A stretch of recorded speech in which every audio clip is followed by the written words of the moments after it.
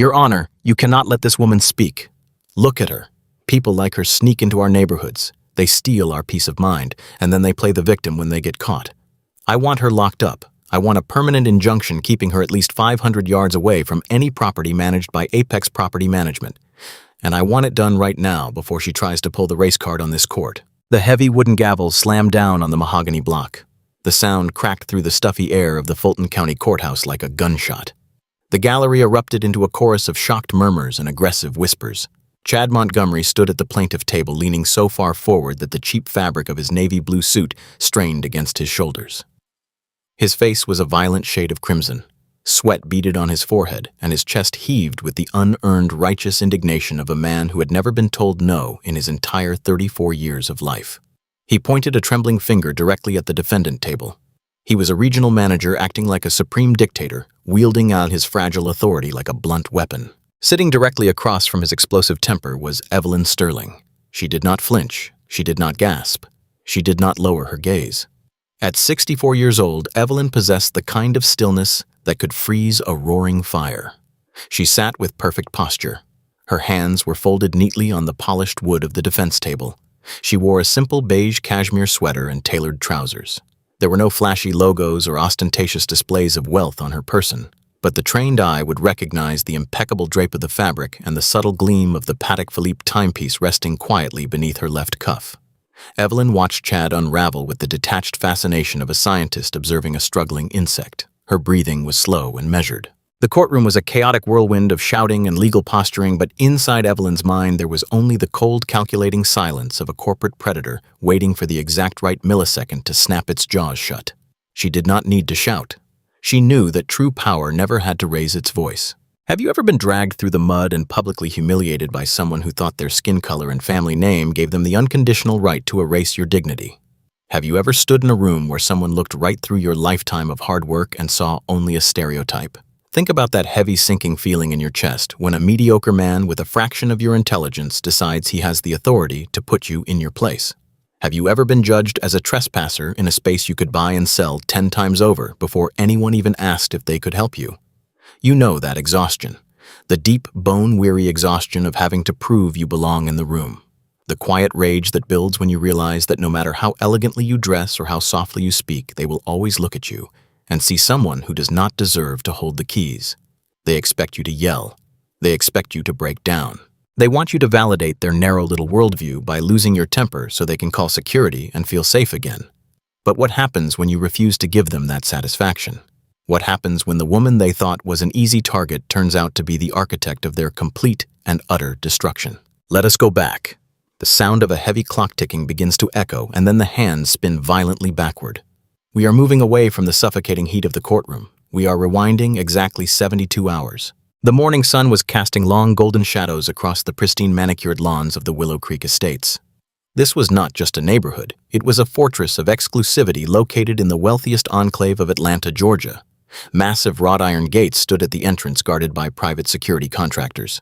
The streets were lined with ancient oak trees and sprawling multi-million-dollar mansions that sat behind perfectly trimmed hedges. The air itself seemed to smell of expensive fertilizer and silent judgment. Evelyn Sterling was taking a slow, deliberate morning walk down the sweeping curve of Magnolia Drive. She was dressed in her standard weekend attire, which consisted of high-end jogger pants, an unmarked fleece jacket, and a pair of Loro Piana loafers that cost more than most people's monthly mortgage. She held no clipboard and wore no badge. She was operating entirely under the radar. Sterling Global, her $12 billion real estate investment trust, was in the final aggressive stages of a hostile takeover. Apex Property Management, the company that controlled this entire community, had been bleeding money for 3 consecutive quarters due to gross mismanagement and alleged embezzlement. Evelyn was not here to enjoy the scenery. She was conducting a silent physical audit of the asset she was about to consume. She noted the cracked pavement near the clubhouse and the substandard landscaping work around the tennis courts.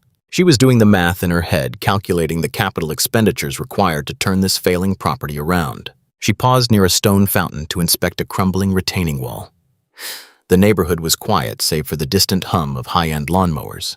Then the sharp electric whine of a golf cart engine broke the morning peace. The vehicle was accelerating aggressively down the pathway, heading straight for her. It did not slow down until the very last second, braking so hard that the tires chirped against the concrete. The cart blocked her path completely. Sitting behind the steering wheel was Chad Montgomery. He was clutching a clipboard and wearing a tight polo shirt embroidered with the Apex Property logo. His eyes scanned Evelyn from her unstyled hair down to her sensible shoes. His upper lip curled into a sneer of immediate disgust. The peaceful morning shattered. The countdown to his absolute ruin had just begun. The morning sun hung low over the Willow Creek estates, casting long, immaculate shadows across lawns that looked more like velvet than actual grass. This was not a neighborhood. It was a heavily fortified compound designed to keep the world out. A towering wrought iron gate stood at the primary entrance, flanked by stone pillars and guarded by a private security firm that treated unauthorized visitors like hostile foreign invaders. The streets curved in elegant sweeping arcs lined with imported Italian cypress trees and sprawling mansions that tried too hard to look historic. There were massive colonial pillars wraparound porches and driveways paved with hand-cut cobblestone. The air here was perfectly still. It carried the faint scent of expensive fertilizer and chlorine from dozens of hidden infinity pools. It was a masterclass in aggressive exclusivity. Every brick and every blade of grass screamed of wealth, but to a trained eye, it was the loud, desperate kind of wealth.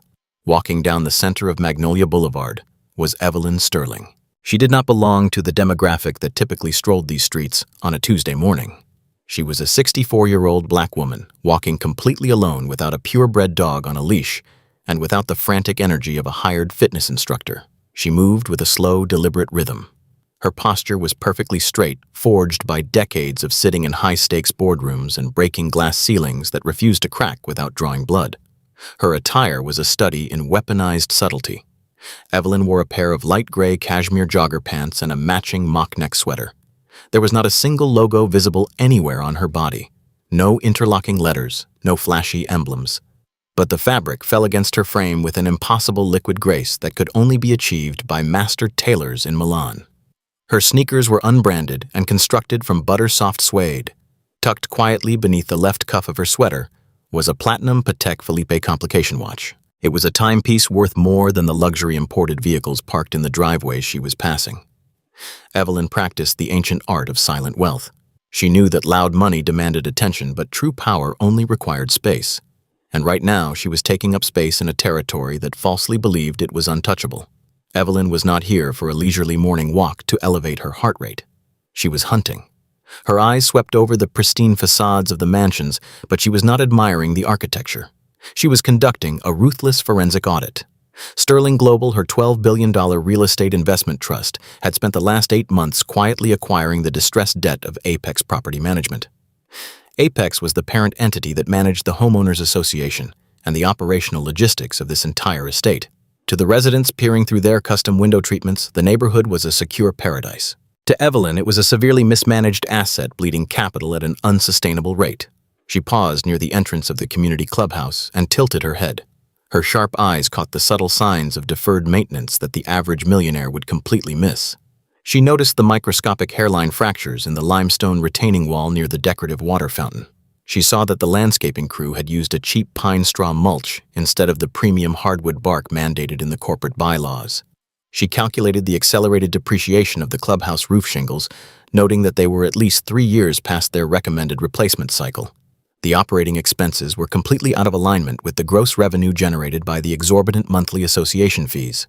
Someone at Apex Property Management was aggressively padding the operational ledgers and siphoning the capital reserves into private accounts. Evelyn mentally drafted a hostile corporate restructuring plan right there on the sidewalk. She projected the immediate capital expenditures required to stabilize the infrastructure. She estimated the negative variance in the quarterly cash flow reports and visualized the profit and loss statements. Her mind was a formidable fortress of yield rates, asset valuations, and corporate liability clauses. She was the apex predator in an economic ecosystem that did not even realize it was actively bleeding out. She reached into the pocket of her cashmere joggers and pulled out a sleek, matte black smartphone to send a brief encrypted message to her chief financial officer. The message simply read, "The structural deficit is worse than our initial projections. Prepare the acquisition paperwork and the executive termination notices for immediate execution." She slipped the phone back into her pocket and continued her slow, measured march down the boulevard. The absolute silence of the neighborhood was deceptive. It felt exactly like the calm eye of a massive hurricane. Evelyn knew the storm was coming because she was the one generating the wind. She walked past a row of luxury sport utility vehicles, their freshly washed paint gleaming brightly in the morning light. She could feel the heavy, suspicious gaze of invisible eyes watching her from behind drawn velvet curtains. The wealthy residents of Willow Creek were deeply conditioned by society to view anyone who looked like her as either a domestic worker, a delivery person, or a dangerous criminal threat. They simply could not comprehend the concept of a black woman possessing the overwhelming financial leverage necessary to purchase the very ground they walked on and bulldoze their fragile, privileged reality into dust. Evelyn approached the central traffic roundabout where a massive bronze statue of a rearing horse stood as a monument to the neighborhood's suffocating ego. She stopped to examine the base of the statue, noting the aggressive green oxidation spreading across the bronze. Another glaring failure in routine facility maintenance. Another verified data point to justify the complete and total liquidation of the current management team. She took a deep, long breath of the crisp morning air. She felt a profound sense of unshakable calm. The kind of absolute calm that only comes from holding every single winning card in a high-stakes game where the opponent does not even know they are sitting at the table. Suddenly, the quiet hum of the suburban morning was violently shattered. The harsh electric whine of a golf cart engine cut through the stillness like a jagged knife. Evelyn did not startle. She did not jump. She simply turned her head slightly to the left. The utility vehicle was speeding down the narrow cart path directly toward her, breaking every posted safety regulation in the community. The confrontation was now inevitable. The fragile illusion of peace was about to be aggressively ripped away, and Evelyn Sterling was more than ready to watch the entire facade burn to the ground. The shrill electric whine of an overloaded golf cart motor tore through the meticulously curated silence of Magnolia Boulevard. It was not the smooth hum of a luxury vehicle, but the aggressive grinding of a machine being pushed far beyond its operational capacity. Evelyn Sterling did not jump. She did not startle or clutch her chest. She merely shifted her weight, perfectly balancing her center of gravity in her custom suede loafers. She turned her head precisely 3 degrees to the left to observe the approaching disturbance. A customized utility cart painted in a high-gloss navy blue was speeding down the pedestrian pathway. The vehicle careened around the corner of the bronze horse monument, its tires squealing in clear violation of the community safety protocols. The driver was intentionally accelerating. He wanted to create a spectacle. He wanted the pedestrian to feel the kinetic threat of his approach. The cart lunged forward, and then the driver slammed on the hydraulic brakes at the absolute last possible second. The heavy rubber tires locked and skidded, leaving thick black friction marks across the imported hand-laid cobblestone. The cart jerked to a violent halt exactly 18 inches from Evelyn's knees, deliberately cutting off her forward trajectory and blocking the entire width of the sidewalk. The aggressive maneuver was a textbook display of territorial dominance. It was the physical manifestation of unearned privilege attempting to establish immediate control over a perceived subordinate. Sitting behind the steering wheel, gripping it so tightly that his knuckles were stark white, was Chad Montgomery. He was 34 years old, but he carried the volatile, unrefined energy of a teenager who had just been handed the keys to his father's sports car. Chad was the regional director of operations for Apex Property Management. He was a man whose entire identity was entirely dependent on a plastic name badge and the nepotistic protection of his father, the local chief of police. Chad threw the gear selector into park with an exaggerated, forceful motion. He unbuckled his seatbelt and stepped out of the cart, landing heavily on the pavement. He was wearing a navy blue suit that was tailored just a fraction too tight across the shoulders and the chest. It was a suit designed to project an illusion of corporate authority, but the fabric was a cheap synthetic blend that lacked the fluid grace of genuine bespoke tailoring.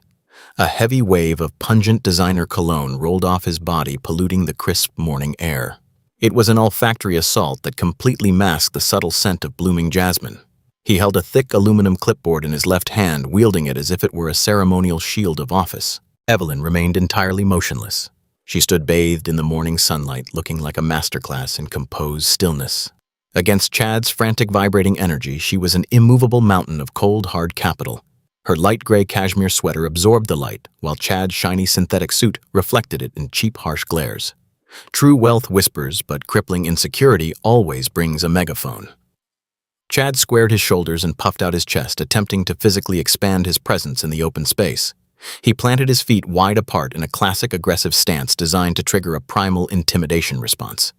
He tilted his head back slightly, looking down his nose at Evelyn. And then the visual autopsy began. His pale blue eyes snapped to the top of her head and slowly, meticulously dragged their way down her entire body. It was not a casual glance. It was an intensely invasive physical audit.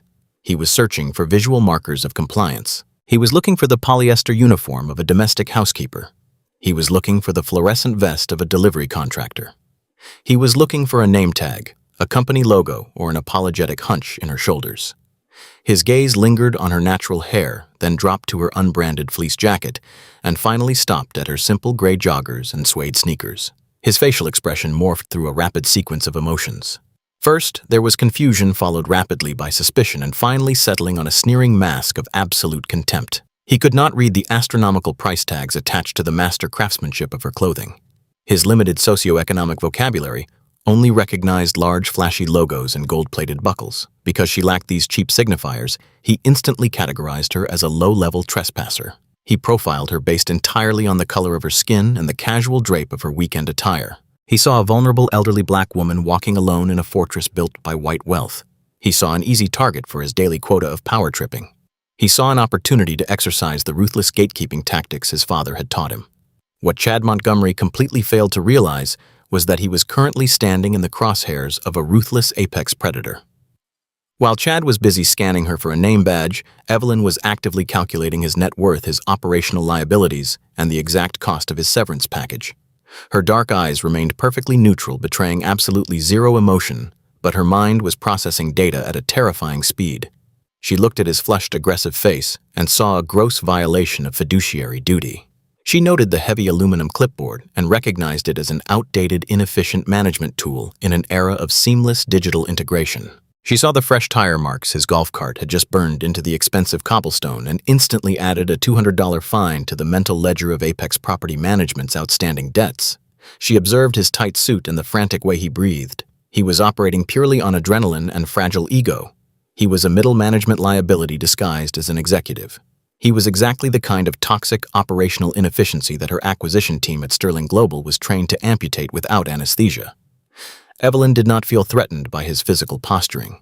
She felt an overwhelming sense of clinical disappointment. This was the man entrusted with managing the daily operations of a community with a collective property valuation exceeding $2 billion. It was a statistical tragedy. She watched his chest heave and his jaw clench. She knew exactly what he was about to do. He was about to weaponize his minor authority.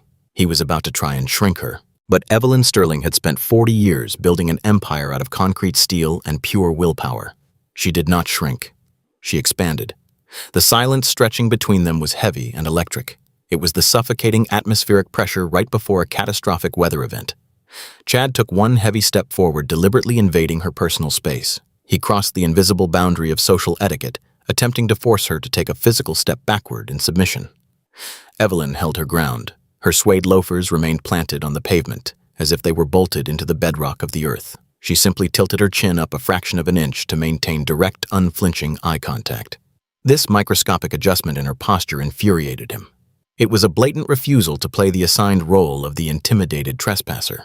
Chad gripped his clipboard so hard his fingers turned pale. He was desperate for her to look away. He needed her to lower her gaze to validate his superiority. But Evelyn stared back with eyes that looked like black ice. Her gaze stripped him of his title, his suit, and his false bravado. She looked at him the way a senior partner looks at a massive, glaring error on a junior accountant's spreadsheet. She was not angry. She was simply waiting for him to make the fatal mistake that would legally justify his professional execution. The muscles in Chad's jaw ticked rapidly. He took a sharp, ragged breath, preparing to unleash a torrent of rehearsed corporate policies and veiled racial microaggressions. He believed he was the absolute ruler of this private domain. He believed his title granted him the divine right to act as the gatekeeper of Willow Creek. He felt the phantom weight of his father's police badge backing his every move, giving him absolute immunity from consequences. He had absolutely no idea that the quiet woman standing motionless before him had already finalized the paperwork to buy the entire gate, the walls, the streets, and the very ground he was currently standing on. The trap was perfectly set. All he had to do was step into it. The invisible clock ticking beneath Evelyn's sleeve continued its relentless march, counting down the final minutes of Chad's career.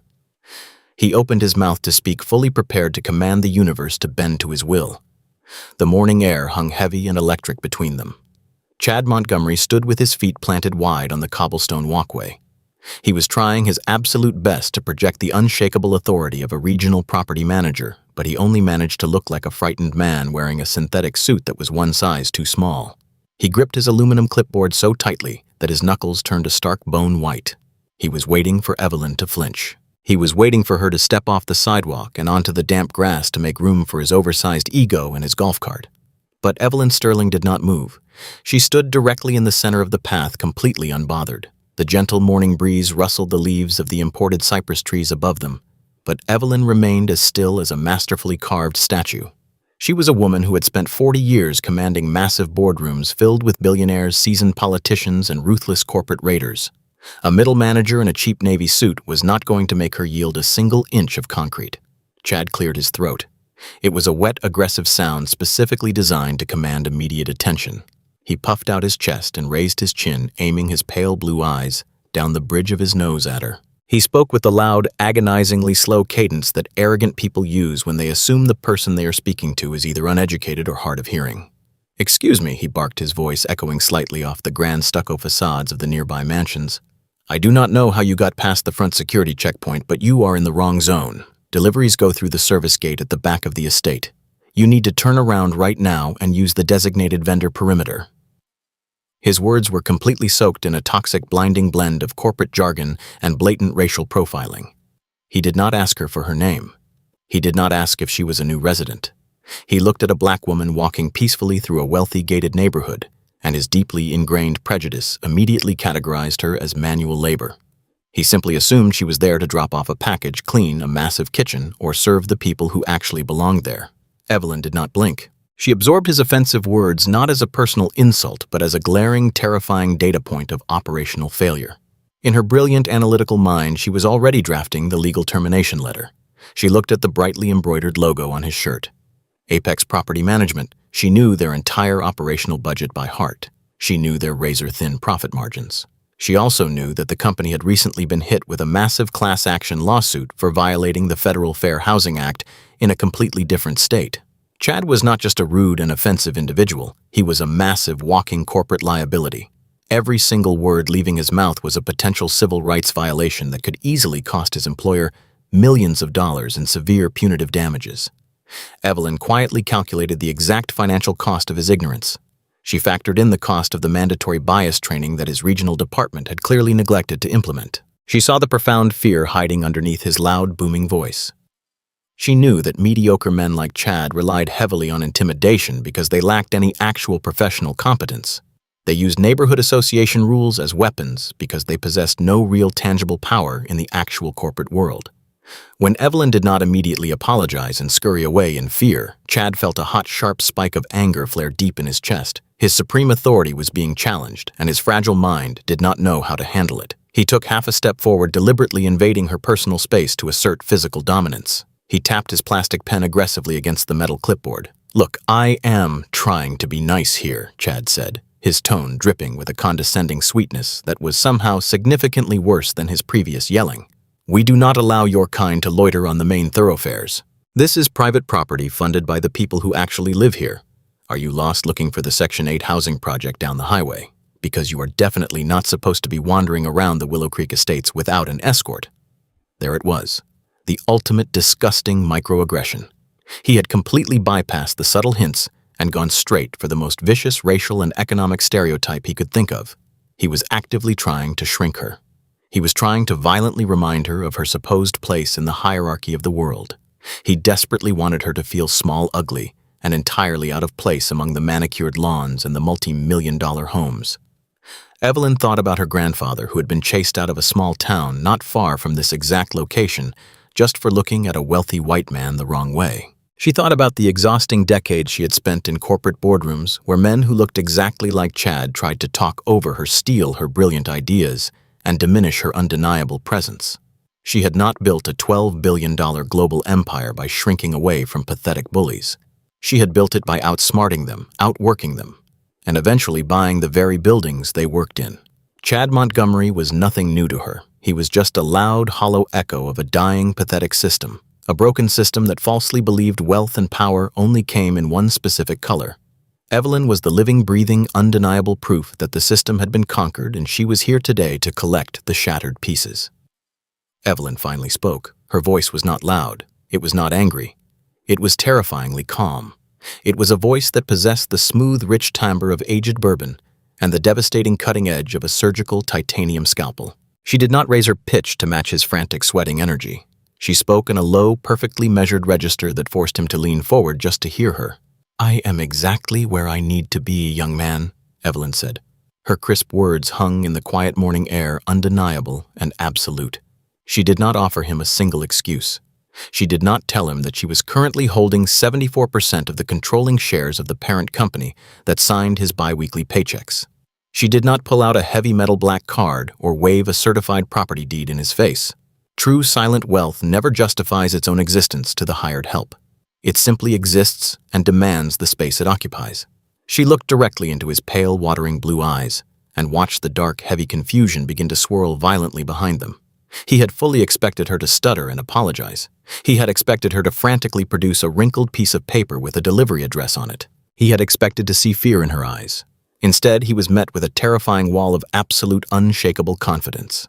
Chad blinked rapidly. The comfortable racist script in his head had suddenly malfunctioned. His brain struggled desperately to process the total lack of submission in her elegant posture. He looked at her clothing again, searching for a clue. He still could not see any recognizable designer logos, but something about the way she held herself made the cheap synthetic fabric of his own suit feel suddenly tight, hot, and suffocating. A tiny microscopic crack appeared in the foundation of his massive ego. He swallowed hard, his Adam's apple bobbing nervously in his throat. "You cannot just stand here and ignore me," Chad stammered, his voice losing a significant fraction of its booming, intimidating volume.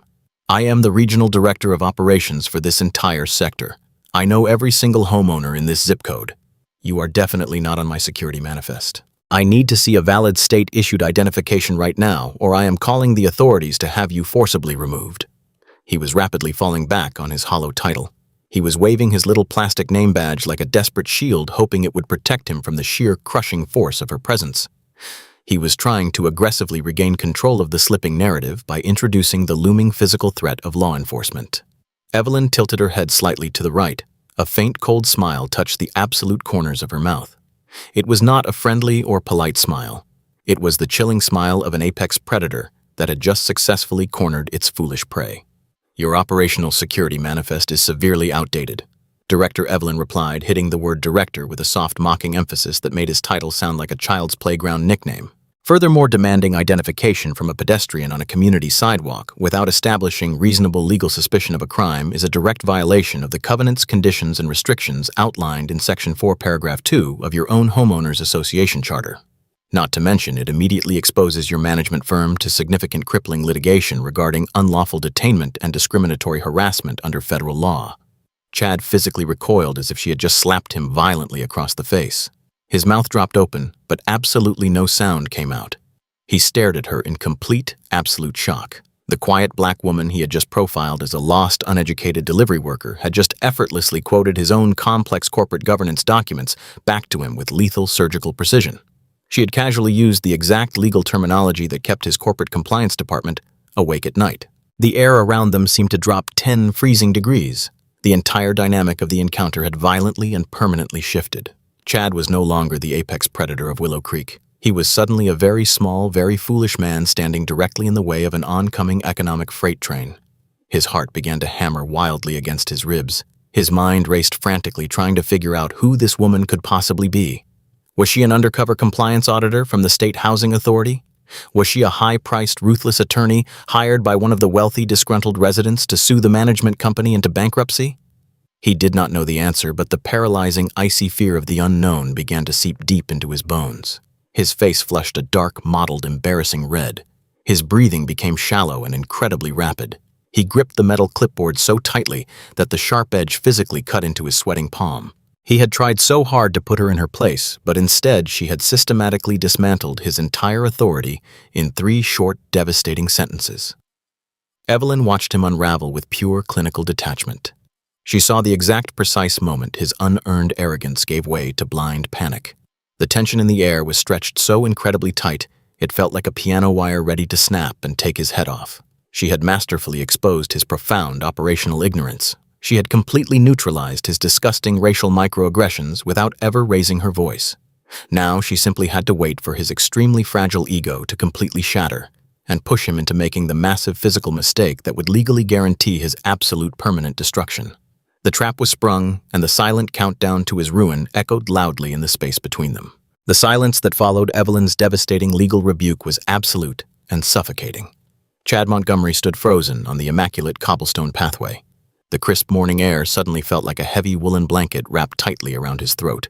His pale blue eyes darted frantically back and forth as his brain struggled to process the overwhelming reality of his situation.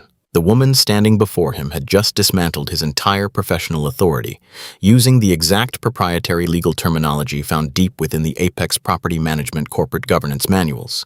He felt a cold bead of sweat slowly trace its way down his spine, soaking into the cheap synthetic fabric of his navy blue suit. His entire identity was built on the fragile foundation of intimidation and unearned privilege. Now that foundation was cracking loudly beneath his perfectly polished leather shoes. Evelyn Sterling remained entirely motionless. She held a sleek matte black insulated tumbler of coffee in her right hand. The metal container was completely devoid of any brand markings, much like the rest of her impossibly expensive attire. She took a slow, deliberate breath. She was completely untethered from the chaotic emotional storm raging inside the man standing 2 feet away from her.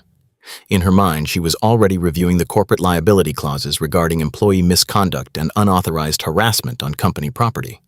Chad was no longer just an offensive, racist middle manager. He was a massive, walking lawsuit actively driving up the operational risk profile of her newest $12 billion acquisition.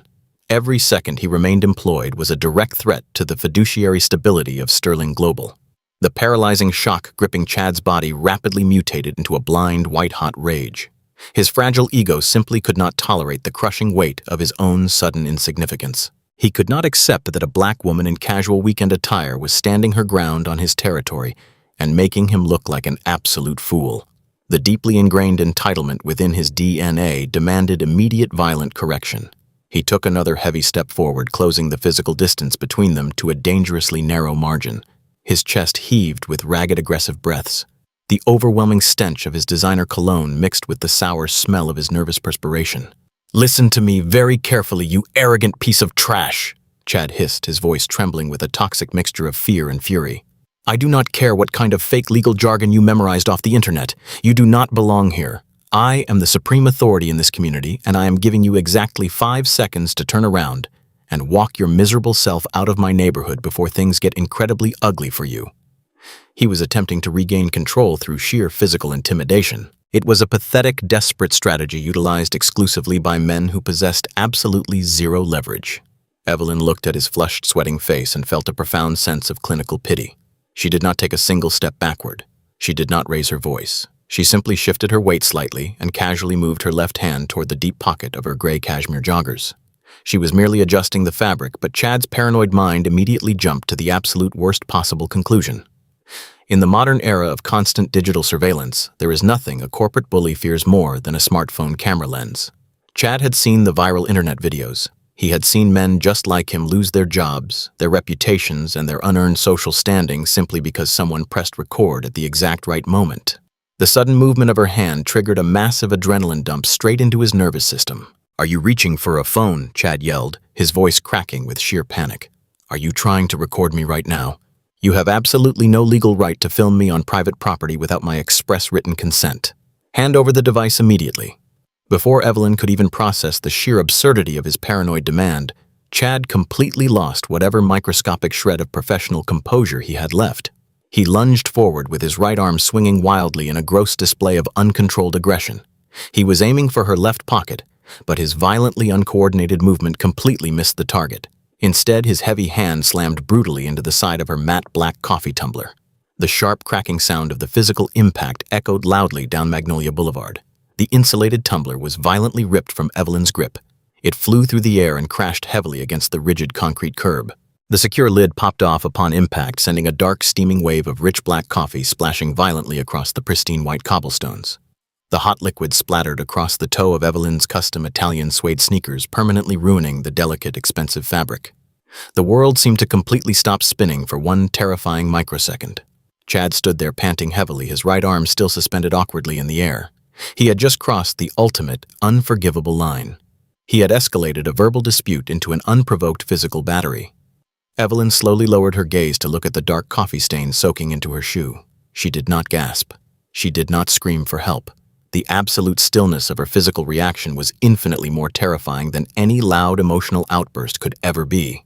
Inside her brilliant calculating mind, the legal and financial ledger was violently updating in real time. Section 2, Paragraph 4 of the State Penal Code regarding physical assault. Title 7 of the Civil Rights Act regarding discriminatory hostility in a place of public accommodation, gross negligence, reckless endangerment, assault, and battery. With one singular violent swing of his arm, Chad Montgomery had just signed his own professional death warrant.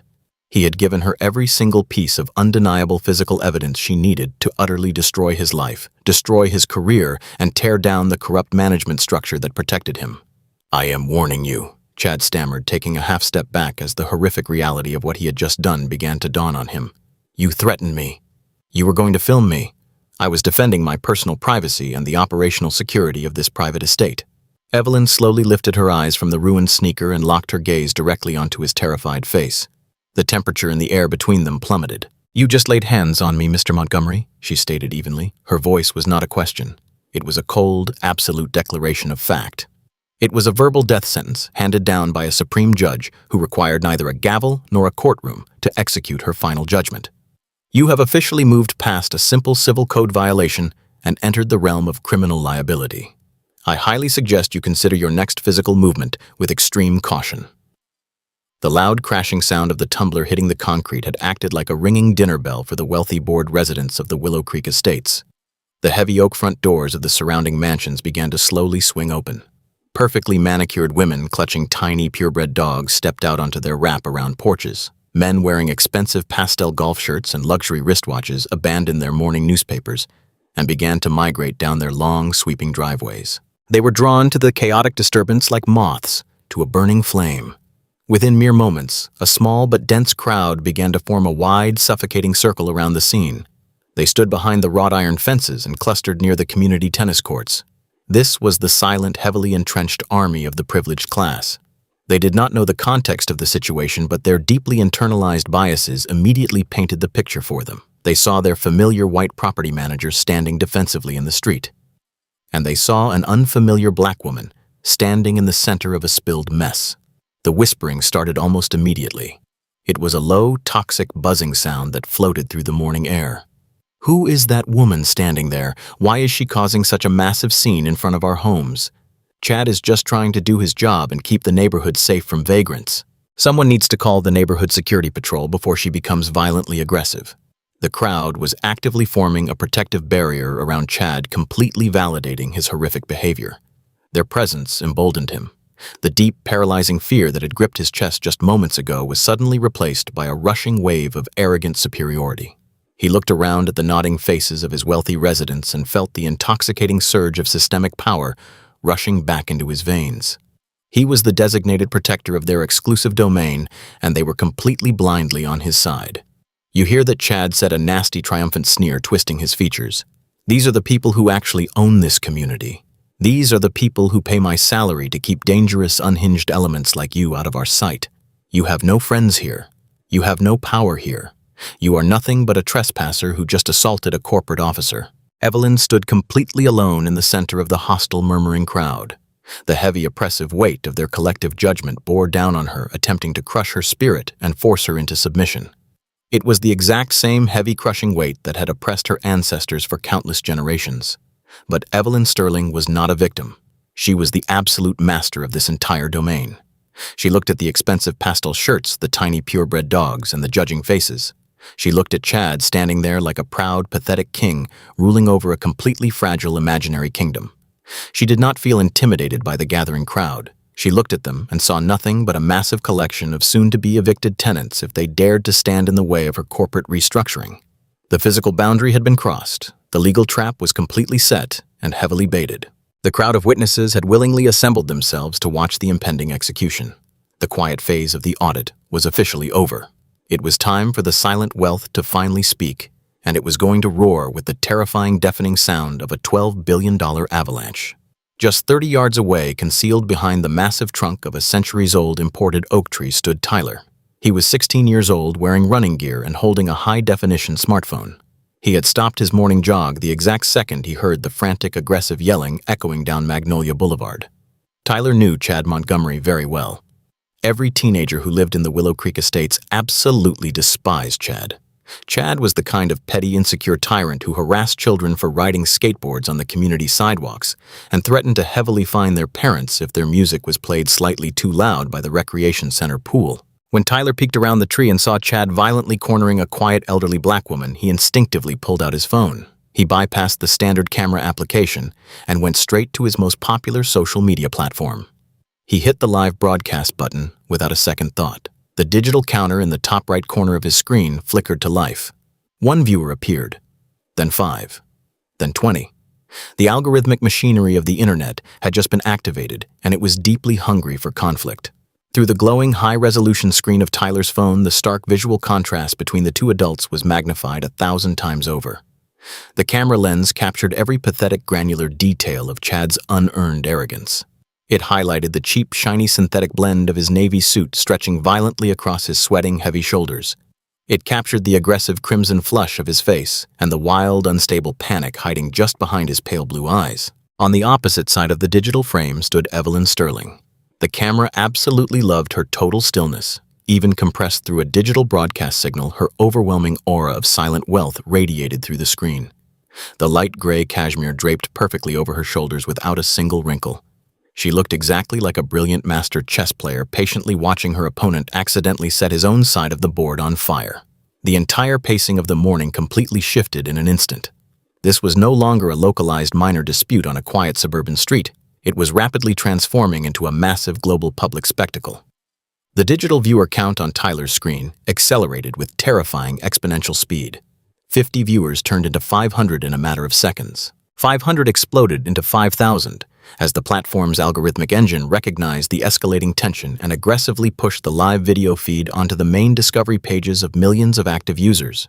The internet possesses a collective forensic intelligence that is absolutely ruthless and completely unforgiving. The digital audience immediately recognized the classic historical power dynamics at play. They saw a mediocre white male exercising unchecked systemic entitlement against a mature woman of color. They watched in real time as Chad lunged forward and violently slapped the insulated coffee tumbler right out of Evelyn's hand. The sickening, sharp crack of the heavy metal hitting the concrete curb echoed through the tiny microphone of Tyler's phone and blasted directly into the headphones and living rooms of thousands of strangers. The hot coffee violently splashing across her custom suede shoes was captured in perfect clarity. The chat box at the bottom of the screen instantly transformed into a blinding vertical waterfall of text. It scrolled so incredibly fast that individual words blurred together into a continuous rushing stream of pure digital outrage. People from all over the world were suddenly bearing witness to a gross, undeniable violation of civil rights. The physical isolation and heavy security of the Willow Creek estates had been completely breached by the ultimate equalizer of the modern era. Chad truly thought he was performing his authority for an audience of a dozen wealthy neighbors, but he was actually broadcasting his massive legal and professional suicide to an audience of tens of thousands of highly critical witnesses. The comments poured in like a relentless digital avalanche. Users typed furiously demanding immediate justice. Someone commented that he just committed physical assault and the police needed to be dispatched immediately. Another viewer pointed out how terrifyingly calm Evelyn remained, noting that she looked like a woman who was about to completely ruin his entire existence. Another comment highlighted his disgusting racist implications about Section 8 housing, calling him a walking corporate liability. The digital jury had been officially seated, and they were rendering their guilty verdict in real time without hesitation. Among the thousands of active viewers were law students, corporate defense attorneys, and senior human resources executives. They immediately began dissecting the incident with clinical legal precision right there in the comments section.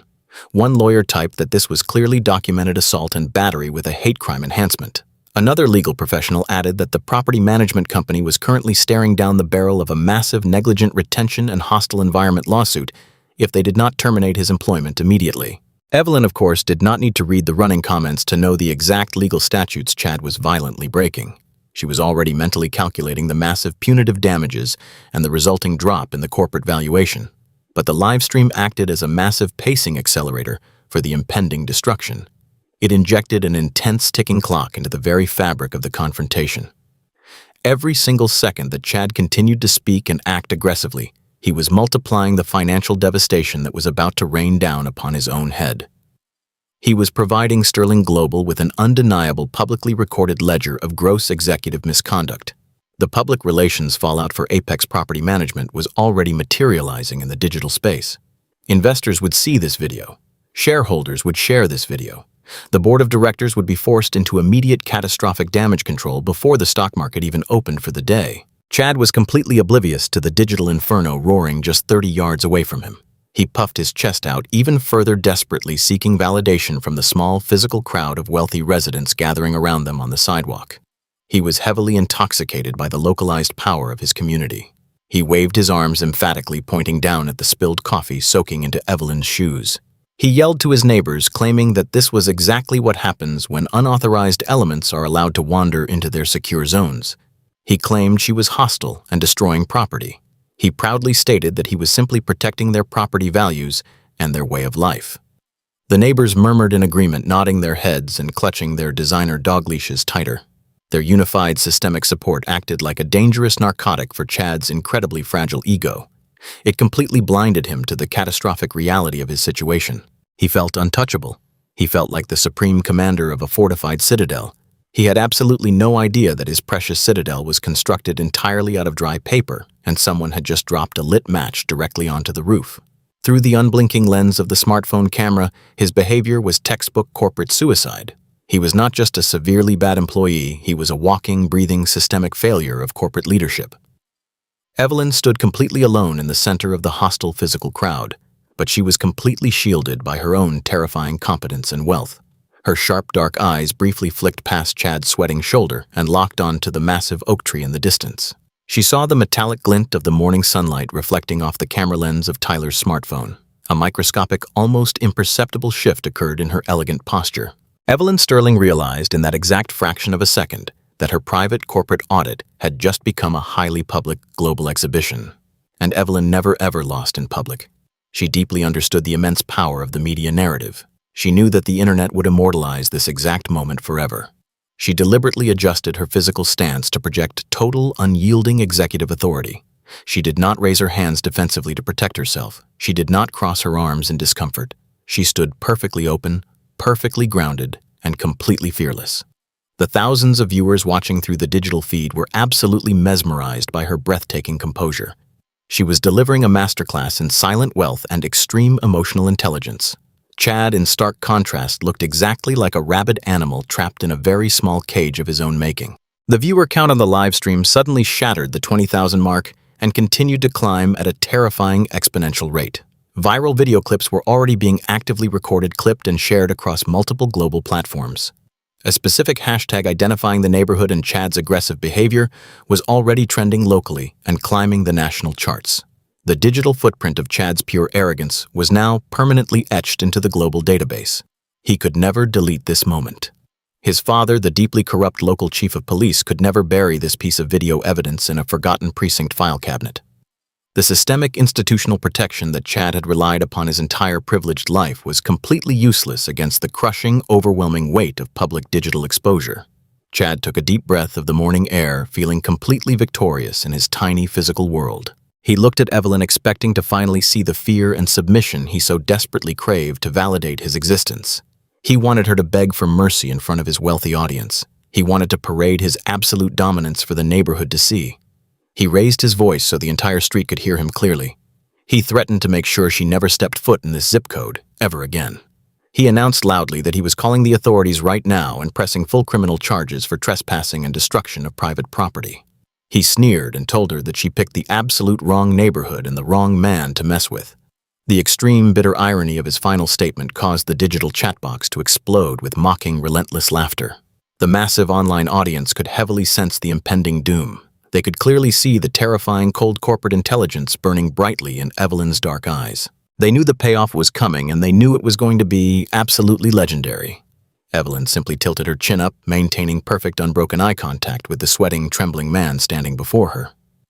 The digital counter hit 32,000 live viewers. The entire world was watching and waiting with bated breath as the ultimate embodiment of corporate power prepared to completely annihilate a man who falsely believed a cheap suit and a plastic name badge made him a king. The tension was stretched so incredibly tight that the very air on the street seemed to vibrate with kinetic energy. The live stream had taken a petty localized conflict and weaponized it, turning it into a devastating high-stakes tribunal where the punishment would be nothing short of total, absolute, and permanent ruin. The digital audience was watching and the physical crowd was murmuring, but Chad Montgomery felt completely invincible. He reached into the inner pocket of his tightly fitted synthetic suit jacket and pulled out his smartphone. He did not dial the standard emergency dispatch number. He did not need to wait in a queue for a civilian operator. Chad possessed the ultimate cheat code for local law enforcement. He dialed a direct encrypted line to the commanding officer of the Fulton County Police Precinct, his father. Evelyn Sterling watched him lift the phone to his ear with an air of absolute supreme arrogance. He wanted the surrounding crowd of wealthy homeowners to hear every single word. He wanted them to witness the immense institutional power he wielded. Chad cleared his throat and deepened his voice, attempting to sound like a seasoned tactical commander giving a field report. "Dad, we have a Code 3 situation at the main Magnolia entrance of the Willow Creek Estates," Chad said loudly. "I have a hostile, unidentified trespasser on site. She is actively refusing to comply with management directives. She just committed physical destruction of private property and attempted to assault a corporate officer. Send a tactical unit immediately. She is highly uncooperative and unpredictable." He lowered the phone and offered Evelyn a vicious, triumphant smile. He truly believed he had just delivered the ultimate checkmate. He believed the mere threat of state-sanctioned force would finally make her crumble. He expected her eyes to widen with terror. He expected her to beg him to call them back and cancel the dispatch. But Evelyn simply blinked. Her breathing remained perfectly steady. Her heart rate did not elevate a single beat. Inside her brilliant analytical mind, she was not registering fear. She was actively compiling a mental dossier of federal code violations. She had just witnessed Chad commit the crime of filing a false police report. She had heard him intentionally misrepresent a civil dispute as a violent felony. She knew that any police officer responding to this deeply flawed dispatch would be acting on poisoned information. Evelyn was effectively watching a group of foolish men enthusiastically dig a massive legal grave for themselves and their entire municipality. She did not interrupt him. She let him finish digging. Less than 3 minutes later, the pristine silence of the neighborhood was violently shattered. The high-pitched screaming wail of dual police sirens echoed off the multi-million-dollar facades of the surrounding mansions. 2 massive heavy-duty police interceptor utility vehicles tore around the corner of the Bronze Horse Monument. They were driving at a dangerously reckless speed for a residential area. The heavy tires chewed up the manicured grass near the curb as they slammed on their brakes. Brilliant red and blue strobe lights painted the early morning scene in harsh, chaotic colors. This was not a standard wellness check. This was a gross tactical overreaction. It was a blatant display of intimidation designed to overwhelm and completely terrorize the target. The message was clear. The police department was not here to serve and protect the public. They were here to act as the private taxpayer-funded security force for Chad Montgomery. The heavy doors of the interceptors swung open. 2 large uniformed officers stepped out onto the cobblestone street. They were wearing dark tactical uniforms, tightly strapped bulletproof vests, and heavy utility belts loaded with weapons. They did not approach the scene with the cautious, neutral observation required of professional law enforcement. They did not assess the spilled coffee or the completely unarmed woman standing quietly in the center of the path. Their hands rested aggressively on the grips of their service weapons. They operated with a deeply ingrained institutional bias that completely blinded them to the actual facts of the situation. They walked straight past Evelyn without even glancing in her direction. They moved directly to Chad. Their body language was entirely deferential. "Are you entirely uninjured, Mr. Montgomery?" The taller officer asked, his voice dripping with misplaced concern. "The chief told us to get here immediately. We have the perimeter secured." Chad let out a heavy, dramatic sigh, playing the role of the traumatized victim to absolute perfection. He leaned back against his golf cart, wiping imaginary sweat from his forehead. "I am fine, gentlemen," he lied smoothly. "But it was a very close call. I approached this woman to verify her authorization to be on private property. Instead of providing identification, she became immediately combative. She threw her hot beverage at me and threatened my physical safety. I need her removed from the premises, and I want to press full criminal charges for assault and criminal trespassing." It was a staggering theatrical performance of perjury. Evelyn stood there absorbing the sheer audacity of his lies. She noted the total absence of investigative procedure from the 2 officers. They did not ask Chad for corroborating evidence. They did not look for witnesses among the crowd of wealthy neighbors who were nodding along in silent complicity. They did not look at the surveillance cameras mounted on the nearby stone pillars. They simply accepted the word of the police chief's son as absolute, undeniable gospel. The two officers slowly turned their predatory gaze toward Evelyn. The atmosphere on the street grew incredibly heavy. The institutional threat was now standing directly in front of her. The taller officer stepped forward utilizing a classic intimidation tactic. He squared his broad shoulders and puffed out his chest, attempting to physically dominate the space around her. I need you to step back and keep your hands entirely visible, the officer barked. His voice was loud and heavily practiced, designed to command immediate psychological submission. You are currently trespassing on private property. You need to provide a valid state-issued identification right now, or you will be placed in handcuffs and transported to the county holding facility. Evelyn did not step back. She did not raise her hands in a panic. She stood completely rooted to the ground. She lowered her gaze and methodically read the silver nameplate pinned to the officer's tactical vest. Officer Miller, badge number 4092. She committed the information to her flawless memory. She was no longer just auditing Apex Property Management. She was now actively auditing the Fulton County Police Department. Officer Miller Evelyn said, her voice slicing through the heavy morning air like a perfectly sharpened blade. Before you proceed any further down this highly problematic path, I strongly advise you to assess the physical evidence at your feet rather than relying on the fabricated testimony of a deeply compromised corporate employee. Officer Miller blinked, his face twisting into a scowl of deep confusion. He was completely unaccustomed to citizens speaking to him with such chilling, unbothered authority. People usually yelled or cried. They never spoke to him like a disappointed senior judge lecturing a first-year law student. He glanced down at the cobblestone. He saw the black insulated tumbler lying near the curb. He saw the dark stain of the coffee. But his cognitive dissonance prevented him from processing what it actually meant. I am not going to ask you again, the second officer chimed in, stepping up to flank his partner. You are matching the description of a hostile suspect. Provide your identification or we are taking you down. Evelyn looked at the second officer. She saw the heavy metal handcuffs hanging from his belt. She understood the terrifying reality of what was happening. Under the color of law, these men were actively preparing to deprive her of her constitutional rights. They were violating the 14th Amendment regarding equal protection. They lacked any reasonable articulable suspicion of a crime, yet they were threatening her with physical violence and loss of liberty. This was exactly how the system was designed to work. It was designed to protect the fragile egos of mediocre men like Chad by violently crushing anyone who dared to challenge their authority. Chad stood safely behind the wall of armed officers. A smug, arrogant grin stretched widely across his face. He crossed his arms over his chest, completely satisfied with his handiwork. He had successfully weaponized the local government against a civilian. He believed he had won. Tell it to the judge, lady, Chad called out from behind the police officers. You should have just walked away when I gave you the chance. Now you are going to leave my neighborhood in the back of a squad car. The wealthy residents standing on the manicured lawns murmured their absolute approval. They felt incredibly safe. They felt that the natural order of their exclusive universe was being violently restored. They watched with eager anticipation, waiting to see the quiet black woman humiliated and dragged away in chains. But Evelyn Sterling was not a victim to be dragged away. She was the architect of their impending destruction. She looked at the flashing red and blue lights reflecting off the windows of the multi-million-dollar mansions. She looked at the armed officers acting as private thugs. She looked at Chad Montgomery bathing in his pathetic false victory. She did not reach into her pocket for her identification. She knew that providing an ID would simply validate their unlawful detention. She knew that arguing with armed, biased officers on the street was a tactical error. The battle could not be won on this cobblestone pathway. The battle had to be won in a venue where she controlled the absolute flow of power. She needed them to complete the false arrest. She needed them to fully execute their gross abuse of power so she could legally amputate the entire corrupt system at the root. Evelyn slowly extended her wrists forward, bringing her hands together in front of her gray cashmere sweater. Her posture remained flawless. Her expression remained completely devoid of any fear. She looked directly into the eyes of Officer Miller and delivered a statement that would haunt him for the rest of his miserable life. I will not provide identification to officers conducting an unlawful detention based on blatant racial profiling, Evelyn stated with a voice of pure titanium.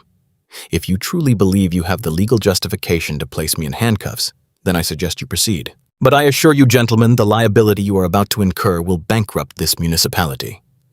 The officers hesitated for a fraction of a second, completely unnerved by her terrifying calm. But their allegiance to the police chief overrode their basic common sense. Officer Miller reached for his belt. The metallic clinking sound of the handcuffs being unholstered rang out loudly in the quiet suburban morning. The final trap had been set. The bait had been taken. The countdown to absolute ruin was no longer ticking. It was deafening. The sharp metallic ratcheting of the steel handcuffs slicing through the morning air was a sound that carried centuries of heavy historical trauma. It was the sound of systemic subjugation.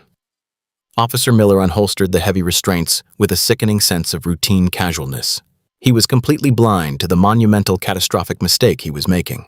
He stepped toward Evelyn Sterling with his chest puffed out and his jaw set in a rigid line of unearned authority. The flashing red and blue strobe lights from the parked police interceptors painted Evelyn's calm face in alternating washes of aggressive color.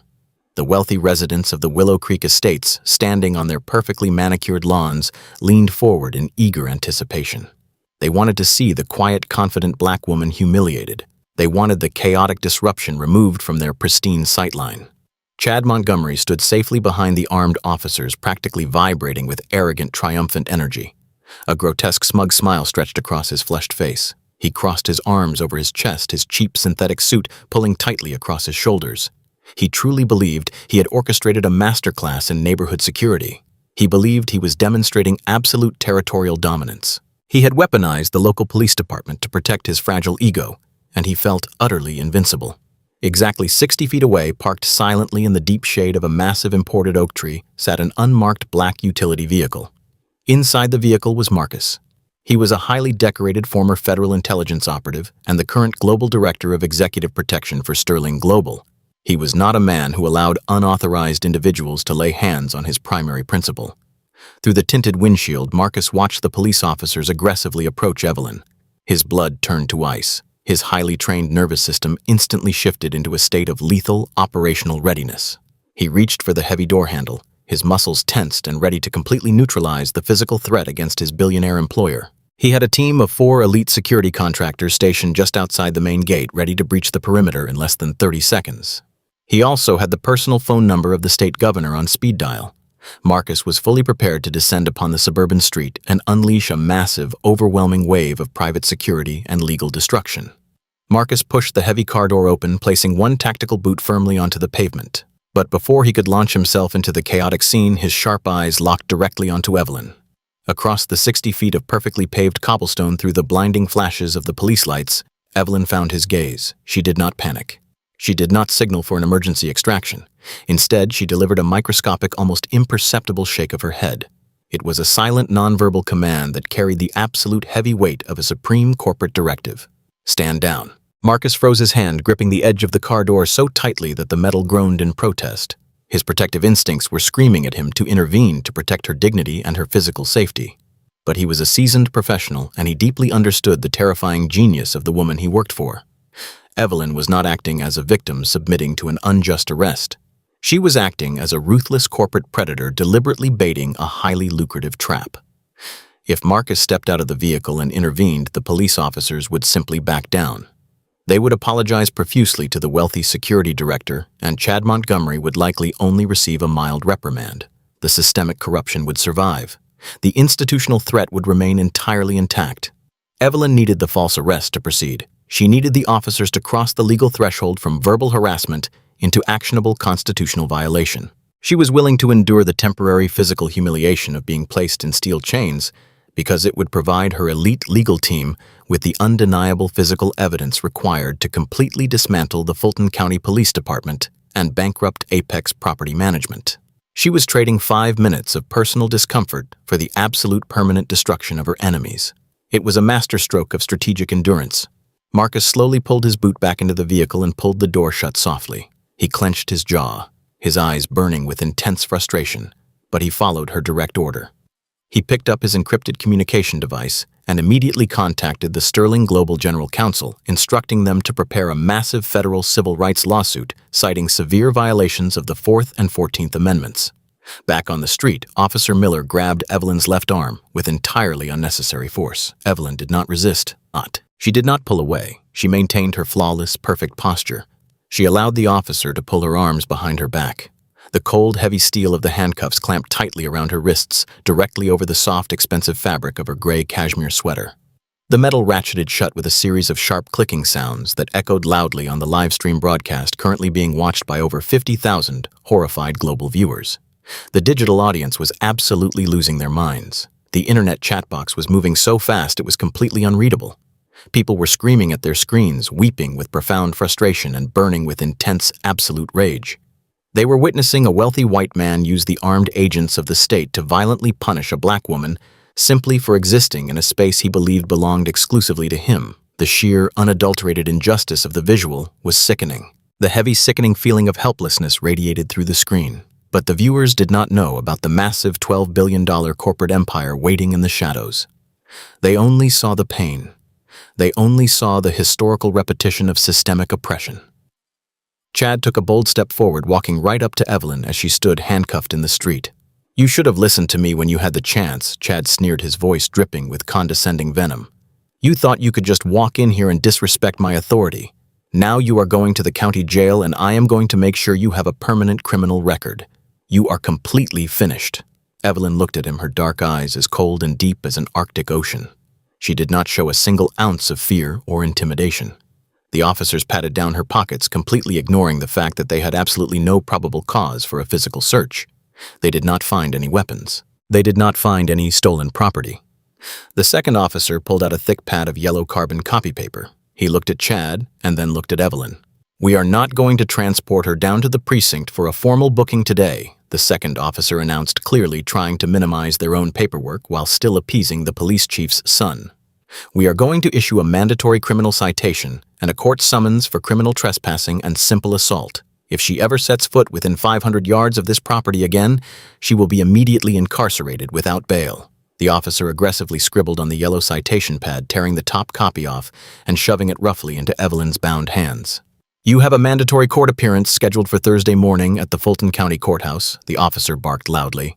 "Do not miss it, or a bench warrant will be immediately issued for your arrest. We are going to unfasten these cuffs now, and you are going to walk straight out of the main gate without saying another word." Officer Miller unlocked the heavy steel restraints. Evelyn slowly brought her arms back to the front of her body. She did not rub her wrists. She did not massage the skin where the cold metal had aggressively bitten into her flesh. She simply adjusted the sleeves of her cashmere sweater with elegant, practiced precision, making sure her platinum luxury watch was perfectly aligned.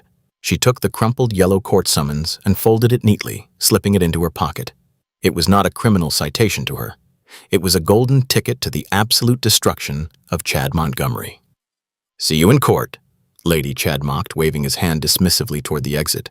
"Bring a really cheap public defender, because you are going to need all the help you can get."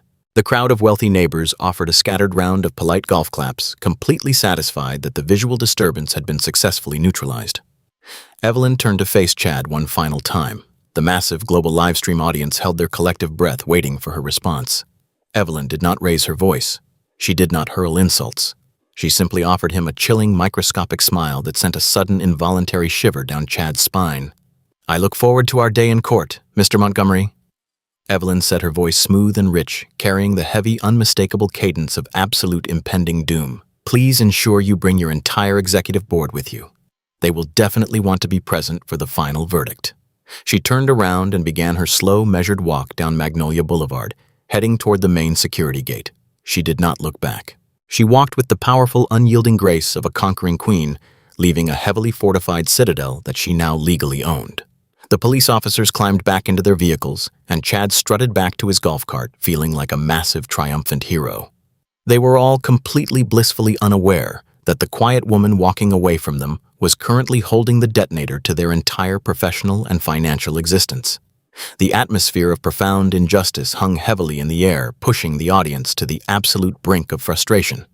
The agonizing wait for the courtroom payoff had officially begun, and the impending corporate execution was going to be absolutely spectacular. The heavy wooden gavel slammed down on the mahogany block for the second time, shattering the memory of that suburban street and pulling the timeline violently back to the present moment inside the Fulton County Courthouse. The sharp cracking sound echoed off the high-vaulted ceilings of the courtroom, snapping the tension back into sharp focus. Chad Montgomery was still standing at the plaintiff table, exactly where we left him. His face was still a violent shade of crimson, and his cheap synthetic navy suit was practically soaked through with the nervous perspiration of a man completely out of his depth. He was vibrating with unearned righteous indignation, pointing his trembling finger directly at Evelyn Sterling as if she were a dangerous criminal who needed to be instantly neutralized. "Your Honor, I am demanding the maximum allowable penalty under the state penal code for criminal trespassing and assault." Chad barked, his voice cracking slightly under the strain of his own massive ego. "This woman is a menace to the peaceful operation of the Willow Creek estates. We have sworn eyewitness testimony from the responding officers confirming her hostile and combative nature. She actively refused to identify herself to law enforcement.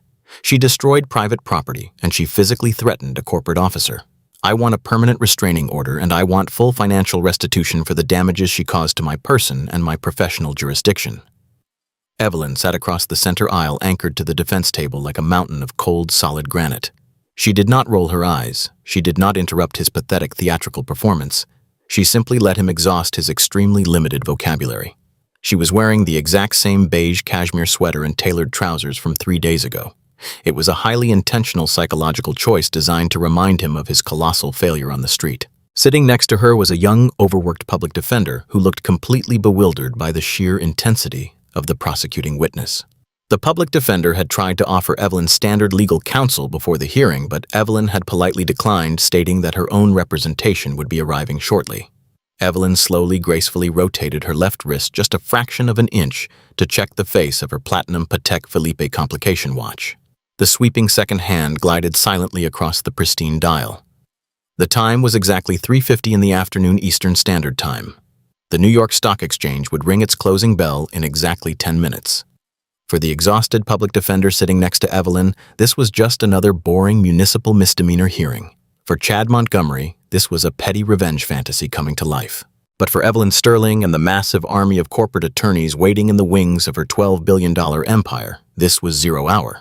While Chad was loudly arguing over a meaningless $200 trespassing citation, the invisible gears of global finance were actively grinding his entire existence into dust.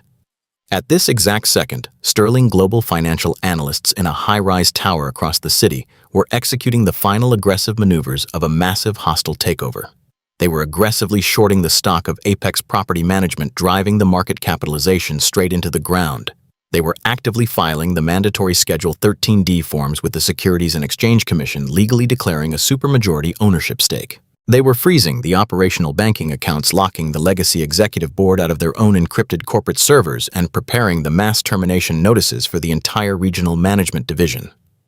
The legal transfer of supreme power was happening right now in the digital ether above their heads. 10 minutes until market close. 10 minutes until Chad Montgomery ceased to be a regional director and officially became an unemployed corporate liability with a massive impending federal lawsuit wrapped tightly around his neck. The ticking clock was absolutely deafening in Evelyn's brilliant mind. Every single time Chad opened his mouth to spout another ridiculous legal demand, he was burning precious seconds of his own professional life. Chad leaned heavily over the wooden podium, addressing the judge with the unearned confidence of a man who firmly believed the legal system was built exclusively to protect his specific demographic. He cited local municipal codes and homeowner association bylaws as if they were supreme constitutional law. He bragged loudly about his father's position as the local chief of police, subtly reminding the courtroom that he possessed heavy institutional backing. He truly believed he had trapped a helpless elderly black woman in a legal cage. He had absolutely no comprehension that the cage was actually a high-security corporate vault, and she possessed the only master code. Evelyn absorbed his noise with pure clinical detachment. She calculated the exact moment the market would officially close. She visualized the final signature being digitally affixed to the acquisition contract. The extreme contrast between them was the difference between a foolish child playing in a suburban sandbox and a master architect designing a global skyscraper. Chad was fighting a localized emotional skirmish over a patch of concrete sidewalk. Evelyn was orchestrating a highly calculated global financial execution. She watched the second hand on her luxury watch tick past the 12. 9 minutes left. The Honorable Judge Davis, an older man with tired eyes and a deeply lined forehead, peered over his wire-rimmed reading glasses at Chad. He looked completely exhausted by the sheer volume and aggressive cadence of Chad's voice. He looked down at the yellow citation slip the police officers had written 3 days prior. It was a flimsy piece of paper that represented a fundamentally broken system of unearned privilege and blatant racial bias. The judge sighed heavily, rubbing his temples as he prepared to ask the defense for their official plea on the record. Evelyn took a deep, slow breath. The suffocating air of the Fulton County courtroom felt heavy and electric against her skin. 8 minutes until the closing bell. 8 minutes until the ticker symbol for Apex Property Management vanished from the active trading boards forever and was completely absorbed into the Sterling Global portfolio. She unclasped her hands and placed them flat against the polished oak table. Her posture was flawless. Her mind was a steel trap ready to snap shut. Let him speak, she thought to herself. Let him dig the hole as deep as he possibly can, because the avalanche is already falling and there is absolutely nowhere left for him to run. The final countdown had officially begun, and the terrifying silence of true wealth was about to be broken in the most spectacular way imaginable. Judge Davis rubbed the bridge of his nose and gestured heavily toward the plaintiff table. He asked the prosecution to formally outline their specific terms for a potential settlement before the court moved into an active trial phase. Stepping confidently up to the wooden podium was Bradley Higgins. Higgins was an incredibly expensive and morally bankrupt local attorney retained by Apex Property Management, but his entire lucrative legal career was built entirely on doing highly unethical favors for the Montgomery family. Higgins wore a perfectly tailored charcoal gray suit that made Chad's cheap synthetic navy outfit look even more pathetic and desperate by comparison. He smoothed his silk tie and projected his voice across the silent room with the oily, smooth confidence of a man who already knew the final verdict had been bought and paid for long before the hearing even began. Your Honor, Higgins began, his tone dripping with patronizing, localized authority. My client is a deeply forgiving man, and he is not looking to needlessly burden the already overcrowded schedule of this court. We are prepared to offer a highly generous civil settlement to avoid a lengthy and embarrassing criminal trial for the defendant. The terms of this settlement are absolutely non-negotiable. We demand a permanent judicial injunction prohibiting the defendant from entering any residential or commercial zone managed by Apex Property Management within the entire state of Georgia. Furthermore, we require immediate financial restitution in the amount of $25,000. This capital is required to compensate for severe emotional distress, extreme operational disruption to the community, and the malicious destruction of personal property. A collective gasp rippled through the few spectators sitting in the rigid wooden pews of the gallery. $25,000 for a spilled cup of coffee and a bruised ego. It was an extortionate, mathematically absurd legal demand specifically designed to financially ruin a working-class citizen. It was a weaponization of the judicial system meant to ensure the defendant would spend years trapped in a cycle of wage garnishment and crippling debt. But Higgins was just getting started with his theatrical performance. We also require a formal written apology submitted directly to the Regional Executive Board. Higgins continued casually flipping through a crisp manila folder as if he were ordering a meal at a restaurant. We feel this is an incredibly lenient offer considering the sheer volume of undeniable physical evidence we currently possess. We have the sworn tactical incident reports signed and certified directly by the Fulton County Chief of Police himself. Those official documents irrefutably corroborate my client's sworn testimony that the defendant was violently combative, highly unpredictable, and posed an immediate physical threat to the safety of a heavily populated community.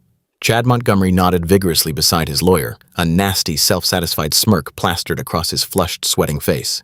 He felt entirely untouchable. He felt like a supreme conqueror. He had spent the last 3 days ensuring his father personally scrubbed the responding officer's body camera footage from the precinct database. He knew the digital video files had mysteriously corrupted prior to being officially uploaded to the secure county server.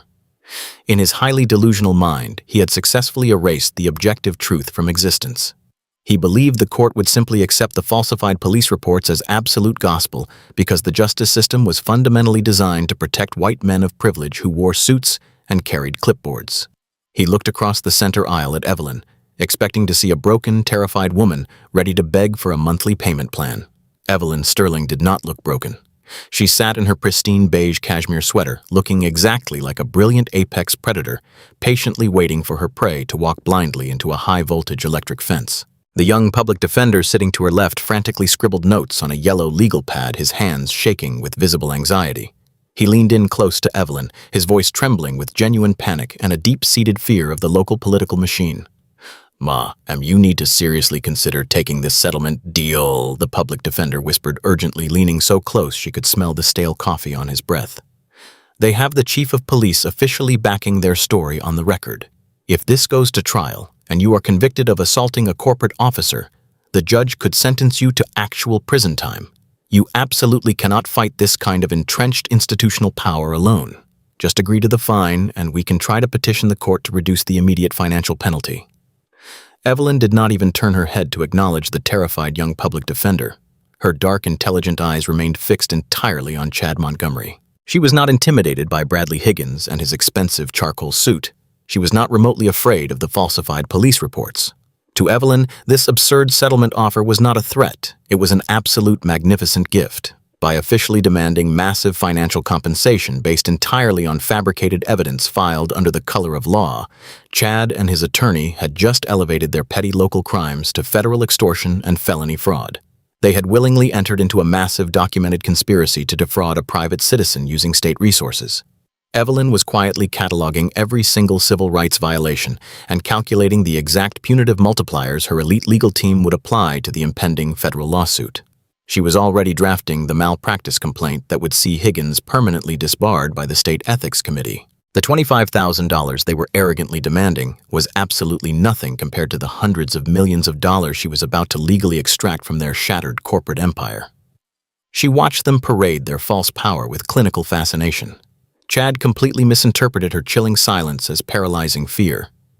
His fragile ego could not resist the overwhelming primal urge to twist the knife and completely crush his victim. He abandoned his secure position behind the plaintiff table and took 2 arrogant, heavy steps toward the center aisle, deliberately invading her physical space inside the formal courtroom. The armed bailiff shifted uncomfortably near the door, but Judge Davis did not intervene to pull him back. The local justice system was far too accustomed to letting the Montgomery family do exactly whatever they wanted, without consequence.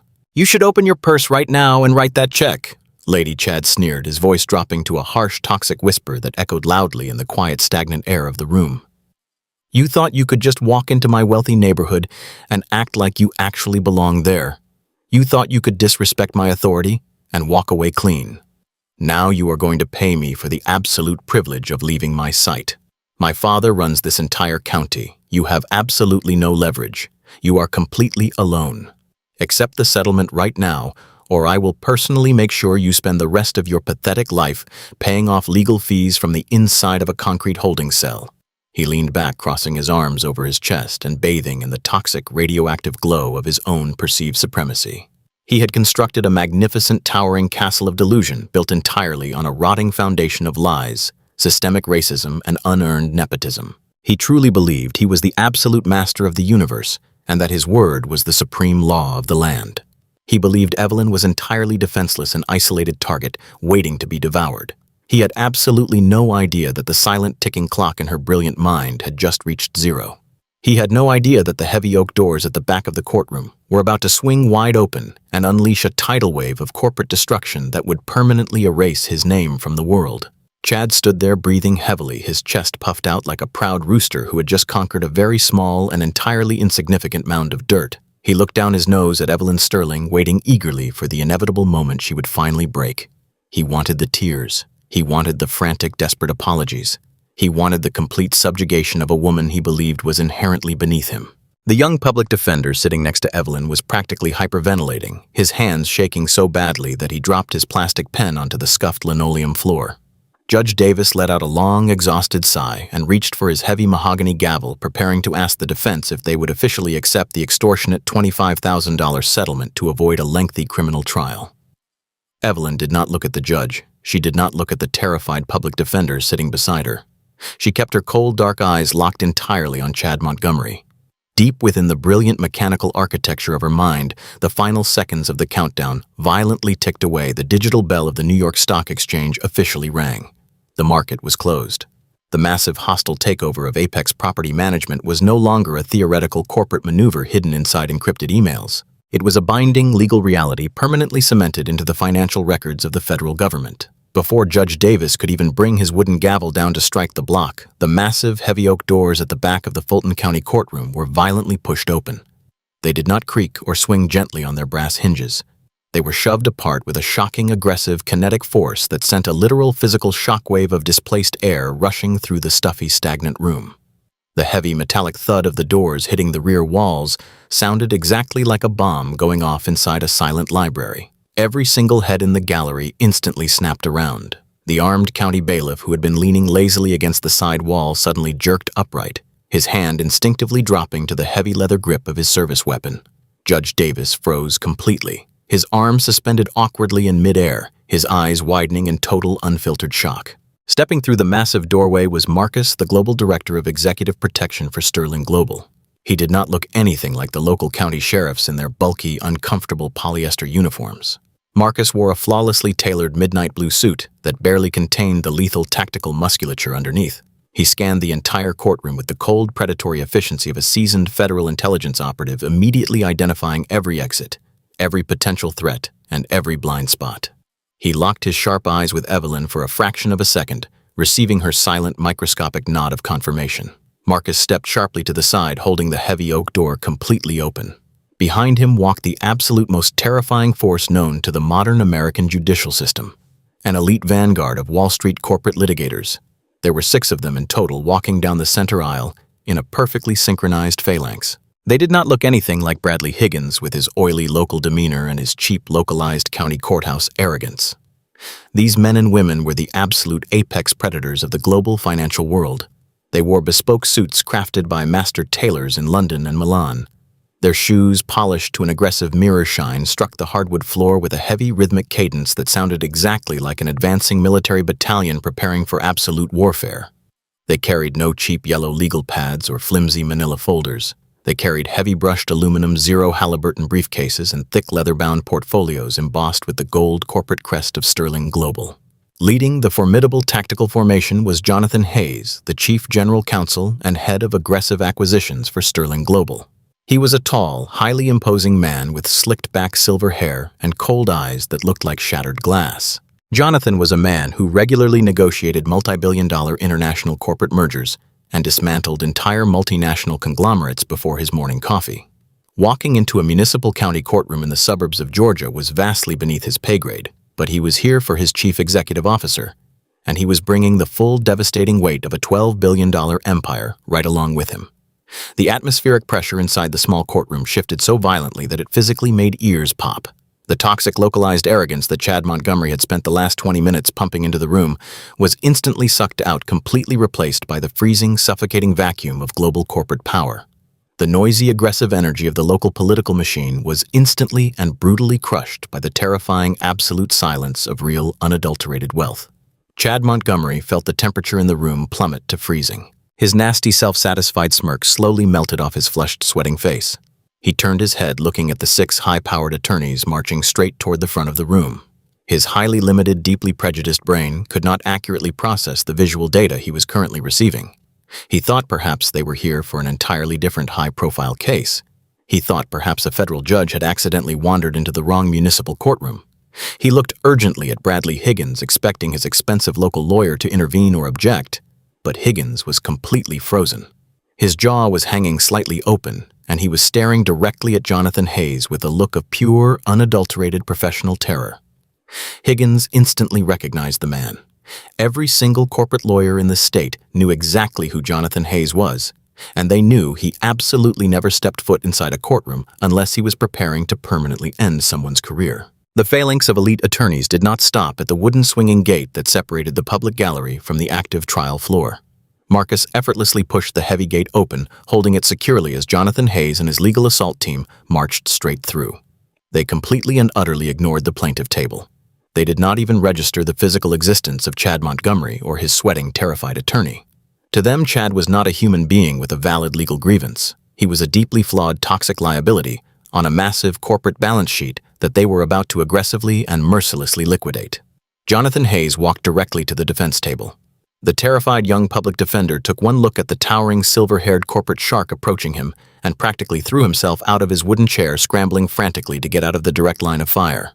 The young lawyer recognized true systemic power, and he knew he had absolutely no business standing anywhere near ground zero of this impending explosion. Hayes stopped perfectly in front of Evelyn Sterling. He did not speak with the loud, booming theatrical voice of the local county lawyers. He spoke in a low, perfectly modulated baritone tone that carried the devastating heavy weight of absolute supreme authority. "The acquisition is completely finalized, Madam Chief Executive Officer Hayes," said his voice carrying clearly across the dead-silent room. "The Schedule 13D forms have been successfully filed and officially accepted by the Securities and Exchange Commission as of 4 o'clock Eastern Standard Time. We have successfully secured 74% of all outstanding voting shares of Apex Property Management and all of its subsidiary holdings. The operational banking assets are currently frozen. The Legacy Executive Board has been legally dissolved and locked out of the secure corporate servers. You now formally possess full supreme controlling interest of the entire corporation. He placed a massive, heavy leather-bound stack of highly sensitive documents directly onto the polished wood of the defense table. The thick stack of pristine white paper hit the wood with a heavy, definitive thud that sounded exactly like the heavy lid of a coffin, slamming permanently shut. Evelyn Sterling looked slowly down at the documents. The absolute masterpiece of her silent strategic endurance had finally reached its perfect chronological crescendo. She reached out and placed her right hand flat against the thick stack of federal corporate filings.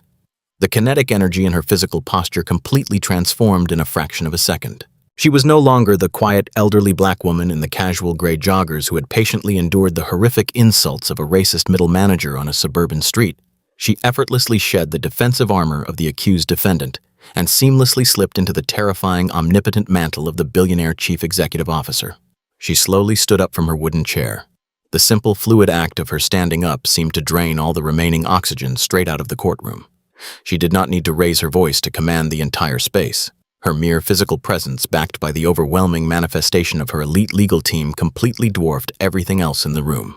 Judge Davis sat completely paralyzed behind his elevated mahogany bench, the heavy wooden gavel completely forgotten in his trembling, age-spotted hand. The entire localized justice system was actively short-circuiting in the face of a power it could not control or comprehend. Chad Montgomery was visibly physically shaking. The cheap synthetic fabric of his navy suit suddenly felt like a burning, suffocating straitjacket. His pale, watering blue eyes darted wildly in sheer panic between the towering figure of Jonathan Hayes, the massive stack of SEC filings, and the quiet black woman he had brutally insulted for the past 3 days. The horrifying, catastrophic reality of his situation was finally crashing through the massive, reinforced walls of his lifelong delusion. The woman he had racially profiled as a Section 8 delivery worker. The woman he had violently assaulted and thrown hot coffee upon. The woman he had dragged into this courtroom to extort and publicly humiliate.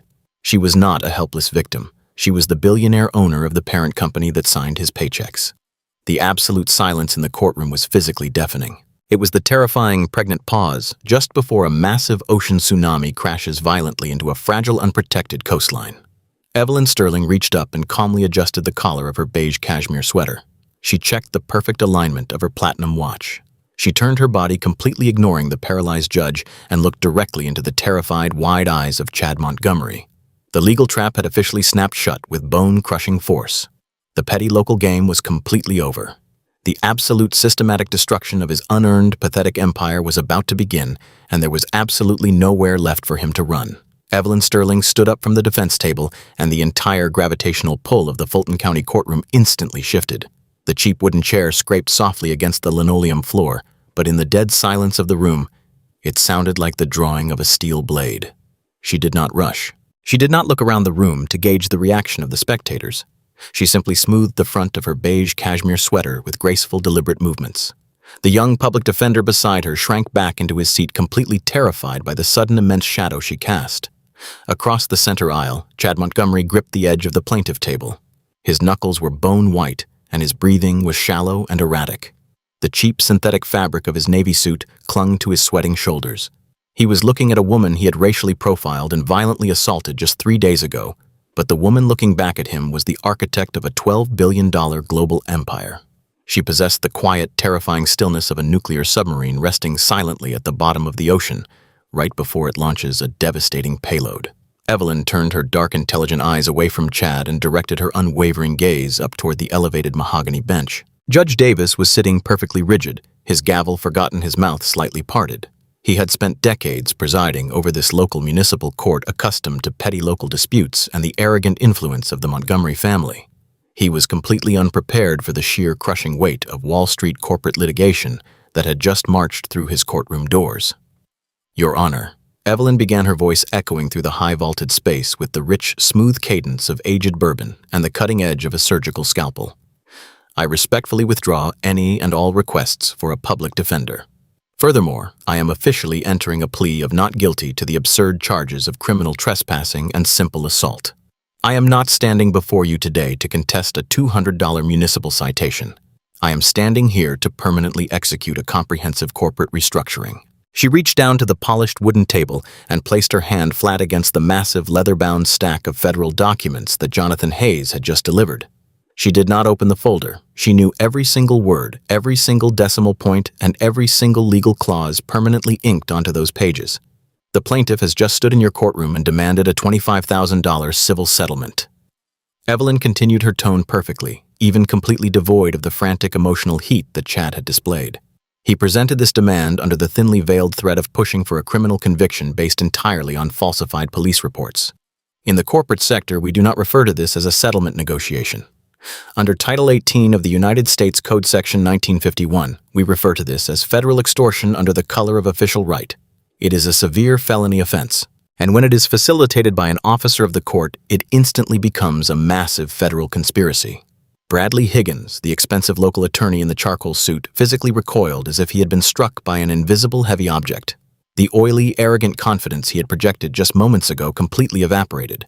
He opened his mouth to voice an immediate legal objection, but the sheer paralyzing terror gripping his vocal cords rendered him completely silent.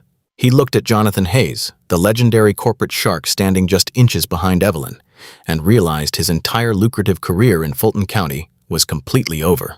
My legal team at Sterling Global has spent the last 72 hours conducting a deeply exhaustive forensic audit of Apex Property Management. Evelyn stated, her voice ringing with absolute undeniable authority. We did not merely look at the operational cash flow.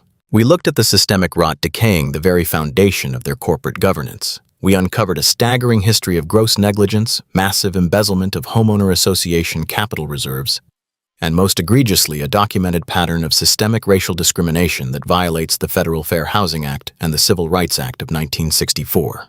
She slowly turned her body, pivoting away from the judge to look directly at Bradley Higgins.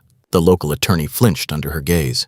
You stood before this judge and proudly referenced sworn tactical incident reports certified by the chief of police, Evelyn said, dissecting him with surgical precision.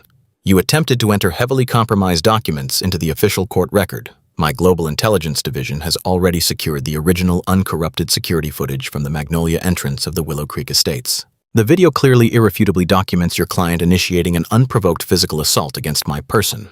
By presenting those falsified police reports to this court today, Mr. Higgins, you have actively engaged in the subornation of perjury. I have already instructed my general counsel to draft a comprehensive malpractice complaint. It will be filed with the State Bar Association Ethical Committee before the sun sets today. You will be permanently disbarred, and you will face severe civil liability for your participation in this highly orchestrated fraud. Higgins collapsed back into his wooden chair, his legs completely giving out beneath him. He buried his face in his trembling hands, entirely defeated. He did not even attempt to look at Chad. It was the ultimate display of a sinking ship abandoning its foolish captain. With the legal threat completely neutralized, Evelyn finally turned her full terrifying attention to Chad Montgomery. Chad was trembling so violently that the heavy wooden plaintiff table actually shook under his grip. His face had drained of all its aggressive crimson color, leaving him looking like a pale, sickly ghost. The deep ingrained delusion of his unearned supremacy was currently being crushed into fine dust under the sheer immense weight of her silent wealth.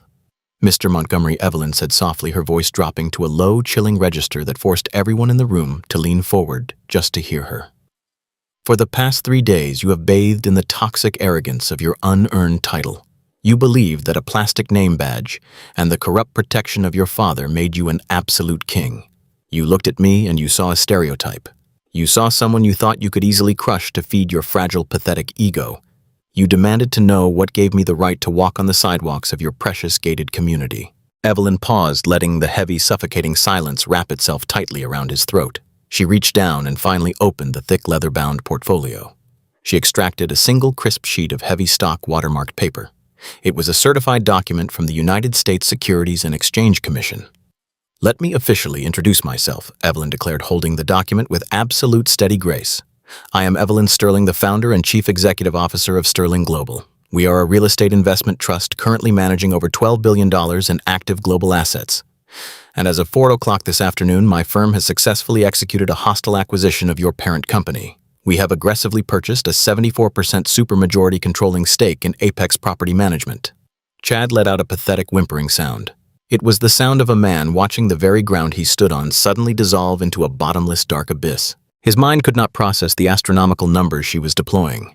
$12 billion, 74%.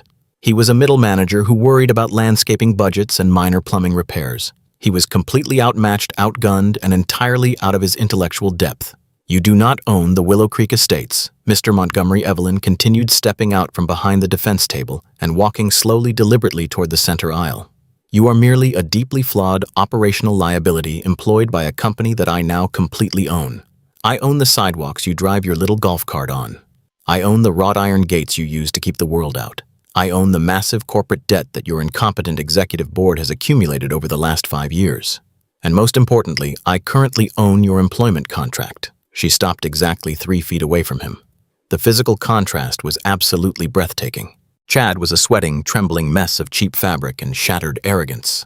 Evelyn was a masterclass in flawless composure draped in expensive cashmere, radiating the kind of absolute power that dictates the rise and fall of entire markets. According to Section 4, Article 9 of the Apex Property Management Corporate Bylaws, Evelyn recited, quoting the exact proprietary text with flawless memory.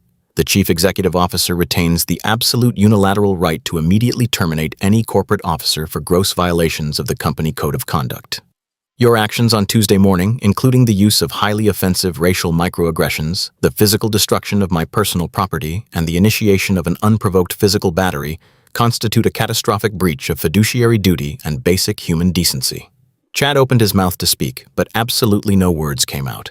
He was completely paralyzed by the sheer crushing magnitude of his own mistake. He wanted to scream for his father. He wanted to call the armed police officers back to protect him, but he looked at Marcus standing by the door looking like a lethal shadow. And he looked at the 6 elite corporate attorneys staring at him with cold, dead eyes. The institutional protection he had relied upon his entire life was absolutely powerless against the financial leviathan standing in front of him.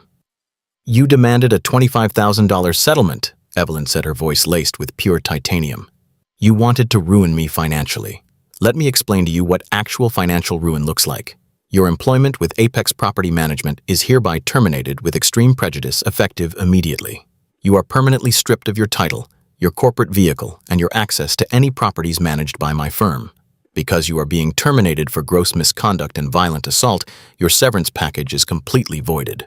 Furthermore, my legal department has officially frozen the Apex operational accounts, meaning the indemnification clause in your contract is completely nullified. When the Homeowners Association inevitably sues you personally for the massive drop in their property values caused by your highly public viral racist assault, you will not have a single dime of corporate money to defend yourself." Evelyn leaned in slightly, her dark eyes locking onto his terrified pale blue eyes. She delivered the final devastating blow, not with a scream, but with a quiet, chilling whisper that completely shattered the final remaining pieces of his soul. "You told me I did not belong in your neighborhood," Evelyn whispered, the words cutting through the air like a razor blade. "You were absolutely right. I do not belong in a neighborhood managed by a pathetic, fragile bully. That is exactly why I bought the entire company. So I could have the immense personal satisfaction of looking you directly in the eyes while I throw you out into the street. You are nothing, Mr. Montgomery, and now everyone in the world knows it." She turned her back on him, completely dismissing his existence, and walked calmly back to her defense table. The absolute destruction was complete. The punishing language of corporate law had entirely dismantled the petty arrogance of a man who thought his skin color gave him the right to rule the world. The silence in the courtroom was no longer tense.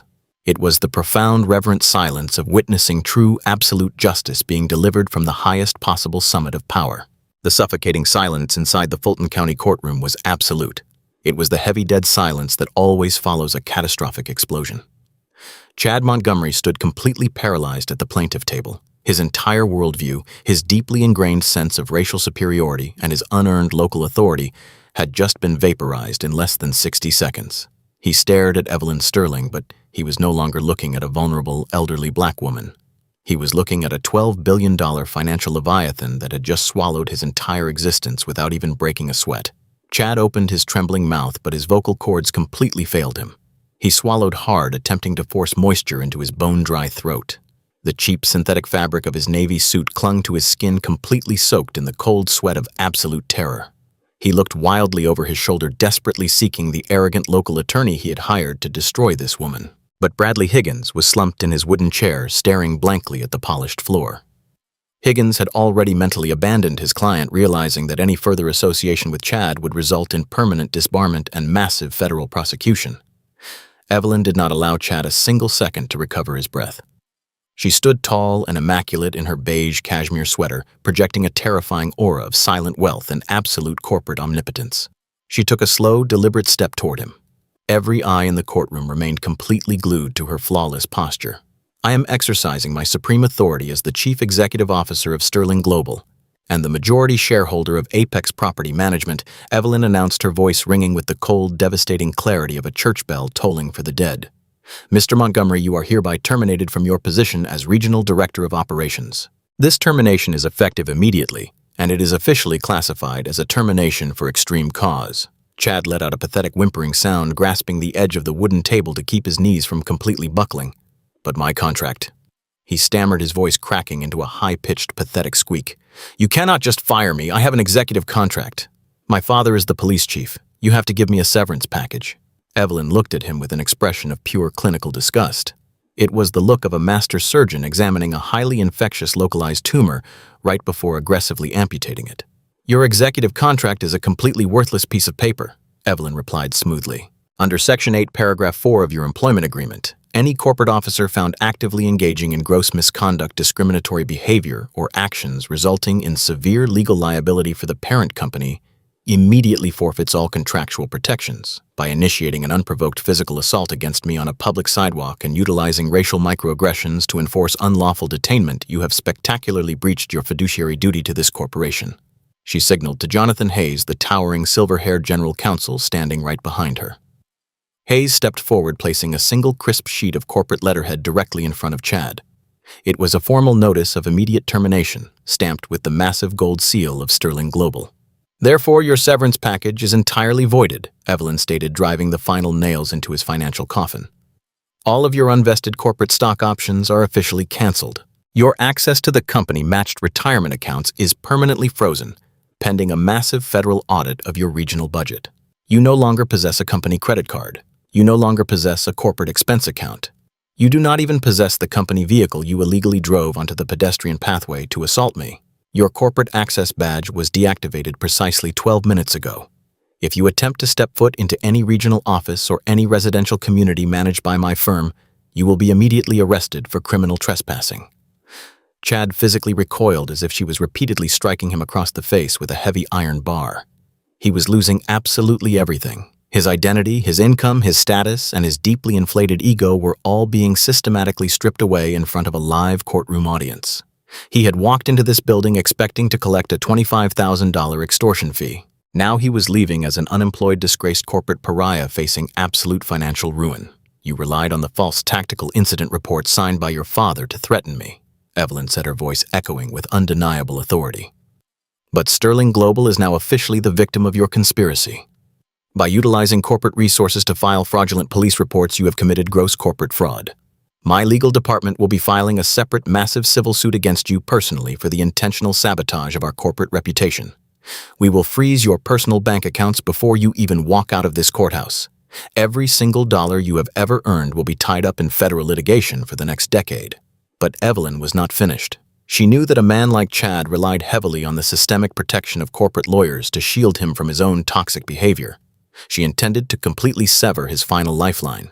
Furthermore, Evelyn continued, her tone dropping to a low, terrifying register that sent an involuntary shiver down his spine. "Because you are being terminated for egregious cause involving malicious civil rights violations and documented physical battery, the corporate indemnification policy no longer applies to you." Chad blinked, his pale, watering eyes widening in sheer, unadulterated panic as he finally comprehended the magnitude of those words. "That means Apex Property Management will not provide you with legal representation," Evelyn explained, her words slicing through his remaining defenses with surgical precision. "We will not pay your legal fees. We will not cover any civil judgments levied against you. When the residents of the Willow Creek Estates inevitably file a massive class action lawsuit against you personally for the catastrophic drop in their property values caused by your highly public viral misconduct, you will face them entirely alone. You will be forced to liquidate your own personal assets to defend yourself. You will lose your house. You will lose your savings. You will be utterly and completely bankrupted by the very legal system you attempted to weaponize against me." The power dynamic in the room had not just shifted, it had been completely inverted and shattered into a million irreversible pieces. The fragile bubble of white privilege and nepotism that had protected Chad for 34 years was violently pierced by the sharp, undeniable reality of cold, hard capital. He was a man who only understood power through loud intimidation and unearned authority. Evelyn understood power through the silent, methodical execution of overwhelming leverage. The contrast between the two figures was absolutely staggering. Chad was a broken, sweating shell of a man shrinking physically under the crushing weight of his impending doom. His shoulders were slumped, his chest was hollowed out, and his arrogant bravado had been completely erased from existence. Evelyn stood over him like an untouchable titan. She had not raised her voice a single time. She had not hurled a single emotional insult. She had simply unleashed the absolute devastating power of corporate law and financial supremacy to systematically obliterate a racist bully who thought he was untouchable. Chad fell back into his wooden chair, the air rushing out of his lungs in a heavy, defeated gasp. He stared blankly at the polished mahogany table, completely unable to process the total annihilation of his entire world. Evelyn looked down at him, feeling no pity and no remorse. She had patiently endured his insults. She had allowed herself to be placed in steel handcuffs. And she had walked into this courtroom specifically to deliver this exact brand of absolute, undeniable justice. She had successfully amputated the localized infection, and now she was fully prepared to dismantle the corrupt police department that had enabled his pathetic reign of terror. Chad Montgomery was breathing in shallow, ragged gasps. He gripped the edge of the mahogany table so tightly that his fingernails threatened to crack under the pressure. His corporate life was entirely over. His title, his income, and his unearned social status had just been violently amputated by a woman he had profiled as a common laborer. But in the dark, desperate corners of his severely limited mind, a single pathetic ember of arrogance still burned. He still had his ultimate shield. He still had his father. Chief Richard Montgomery was the supreme law of Fulton County. Chad convinced himself that his father could simply arrest this woman. He could fabricate new violent charges. He could lock her away in a dark county cell and make all of this catastrophic humiliation disappear. "You think you can just buy your way out of this?" Chad stammered, his voice shaking with a fragile, desperate hope. His eyes darted wildly around the silent courtroom. "My father is the chief of police. You assaulted me. You threatened a municipal officer. He will have a massive warrant out for your arrest before you even reach the lobby of this courthouse. You cannot fire the police department. You cannot touch my family." Evelyn Sterling looked at the broken, sweating man and felt a profound, chilling emptiness. She did not raise her voice. She did not laugh at his pathetic delusion. She simply turned her head slightly to the left. Jonathan Hayes, the towering silver-haired general counsel for Sterling Global, stepped forward once again. He unlatched his brushed aluminum Zero Halliburton briefcase. The heavy metallic click echoed loudly in the stagnant air of the courtroom. He reached inside and extracted a massive, thick binder bound in premium black leather. He placed it gently on the defense table right next to the towering stack of corporate acquisition documents. "Mr. Montgomery," Evelyn said, her voice smooth and cold like polished marble, "did you honestly believe I would spend $12 billion to acquire a distressed real estate portfolio and leave the infected local law enforcement apparatus perfectly intact?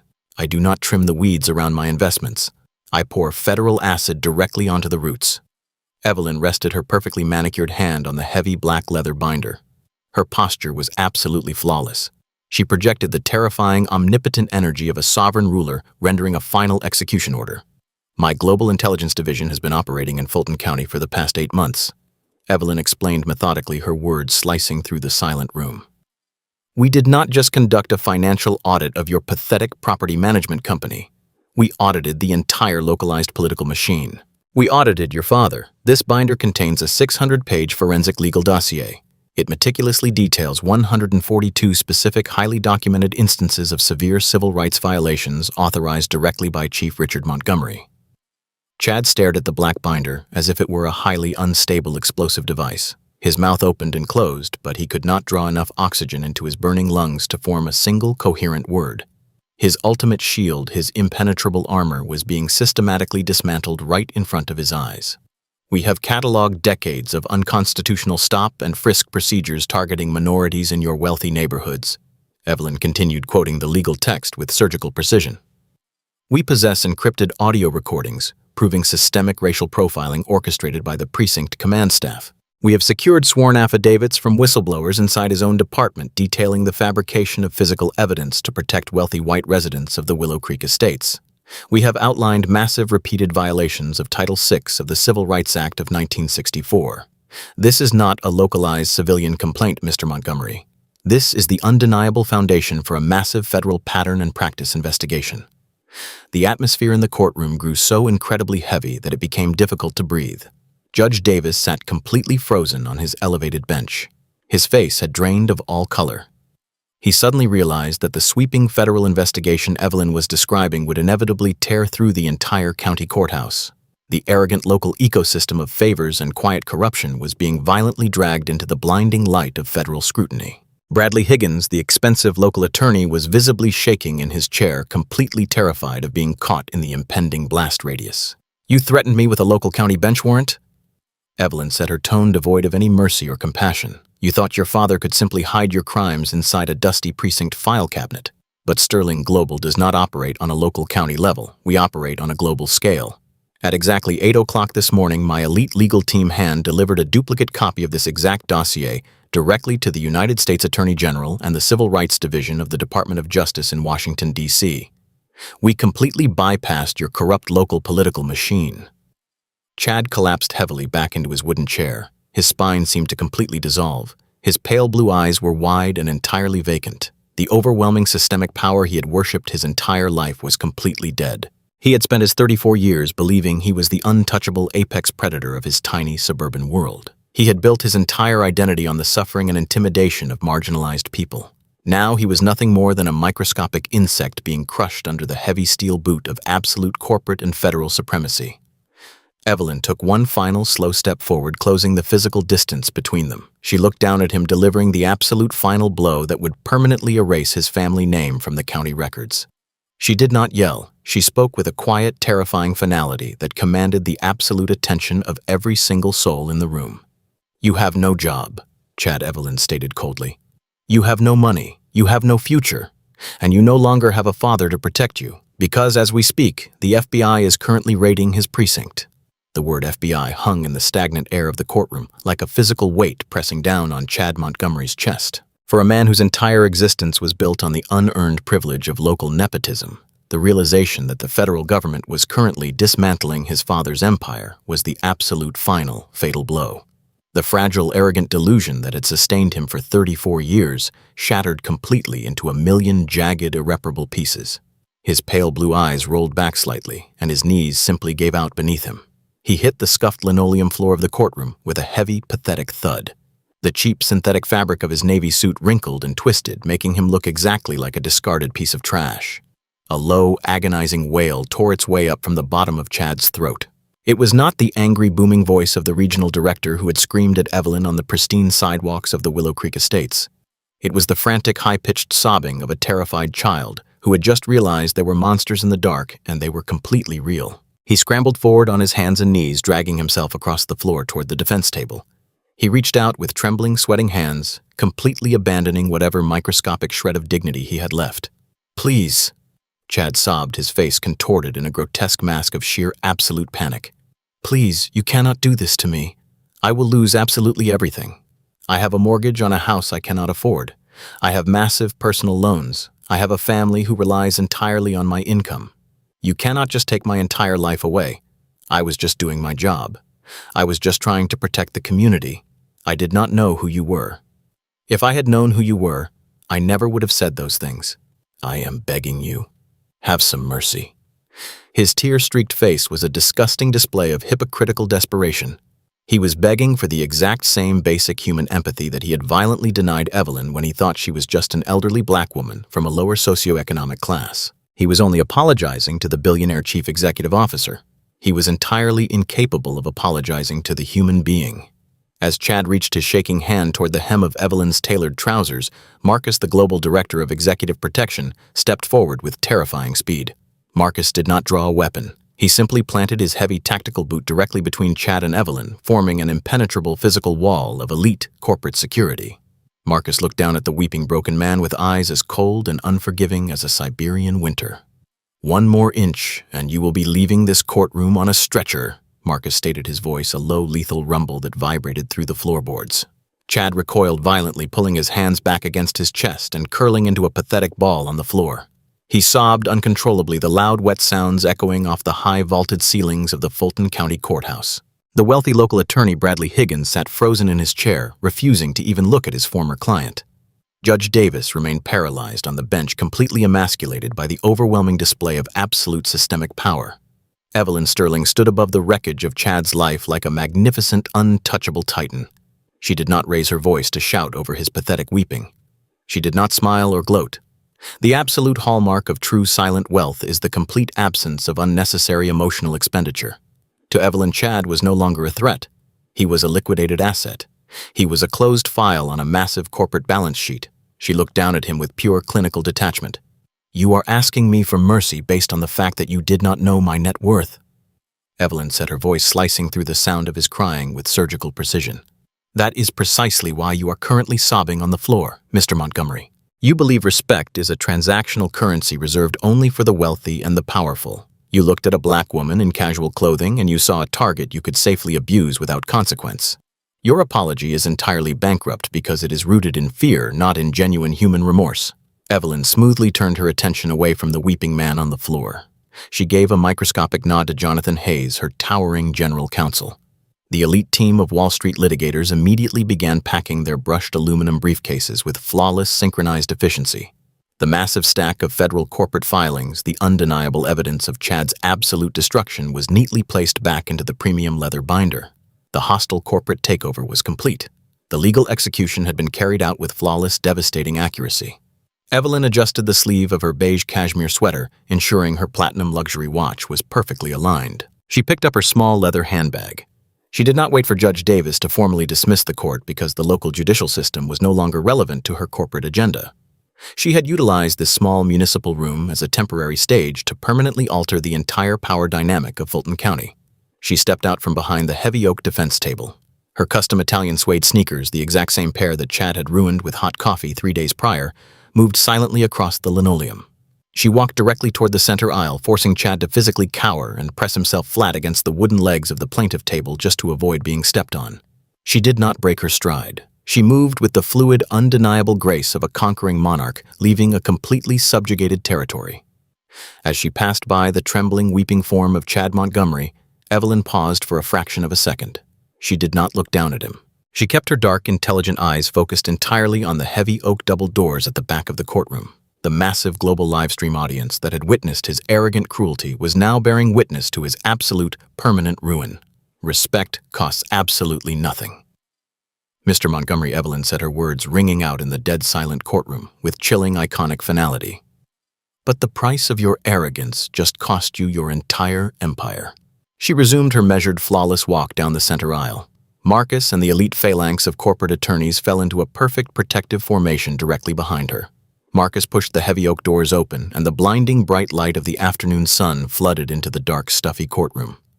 Evelyn Sterling walked out into the light, leaving Chad Montgomery completely alone in the dark, weeping bitterly in the absolute suffocating wreckage of a prison he had built entirely with his own hands. The heavy doors swung shut behind them with a loud, definitive booming sound, echoing the absolute permanent end of his privileged existence. The news cycle moved with the ruthless speed of an apex predator that had just caught the scent of blood. Within 48 hours of Evelyn Sterling walking out of that stuffy municipal courtroom, the entire political and corporate landscape of Fulton County was violently and permanently terraformed. The localized power structure that had protected the Montgomery family for 3 generations did not just crumble, it was systematically vaporized by the sheer crushing weight of federal justice and unlimited corporate capital. National broadcast networks preempted their standard evening programming to show the breathtaking aerial footage of the Fulton County Police Department precinct. Dozens of federal agents wearing dark tactical windbreakers swarmed the concrete building, executing a massive no-knock federal search warrant. The camera lenses zoomed in to capture the exact deeply satisfying moment when Chief Richard Montgomery, the man who had authorized decades of unconstitutional racial profiling, was escorted out the front doors in heavy steel federal handcuffs. He looked exactly like his son, stripped of his unearned authority and completely paralyzed by the terrifying reality of a Department of Justice indictment. He was facing 20 years in a federal penitentiary for civil rights violations and conspiracy to commit fraud under the color of law. Across town, Chad Montgomery was experiencing his own personal absolute hell. Stripped of his corporate indemnification and abandoned by his high-priced local attorneys, he was a man drowning in an ocean of aggressive civil litigation. The wealthy residents of the Willow Creek Estates, the exact same people who had politely clapped for his racism on the sidewalk, filed a massive class-action lawsuit against him personally. They sought millions in financial damages for the catastrophic depreciation of their property values caused by his viral display of gross corporate misconduct. He was forced into total financial liquidation. His assets were frozen. His home went into immediate foreclosure. The man who had once proudly weaponized his cheap Navy suit to intimidate marginalized citizens was now completely destitute, facing imminent bankruptcy and mandatory jail time for felony extortion. But Evelyn Sterling did not merely punish the guilty. True silent wealth, true absolute power does not stop at personal revenge. It actively rewrites the entire system to ensure the safety of the vulnerable. As the new supreme controlling entity of Apex Property Management, Evelyn initiated a massive immediate corporate cleansing. Every single discriminatory covenant, condition, and restriction buried deep within the Homeowners Association Charter was completely eradicated. The gatekeeping protocols that targeted minorities were legally shredded and replaced by a mandatory zero-tolerance policy for implicit bias. Evelyn sat at the head of a massive mahogany boardroom table in her glass-walled penthouse office overlooking the Atlanta skyline. She was completely unbothered by the chaotic destruction of her enemies. With a single stroke of her platinum fountain pen, she signed the binding legal documents that permanently established the Sterling Community Justice Foundation. It was an irrevocable trust funded with an initial endowment of $50 million. The capital was specifically allocated to provide full-ride law school scholarships for underprivileged youth of color and to fund aggressive legal defense clinics designed exclusively to fight systemic discrimination in local municipalities. She took the massive financial machinery that was once used to oppress her people and elegantly, flawlessly re-engineered it into an unstoppable weapon of generational empowerment. The systemic karma was absolute, comprehensive, and breathtakingly beautiful.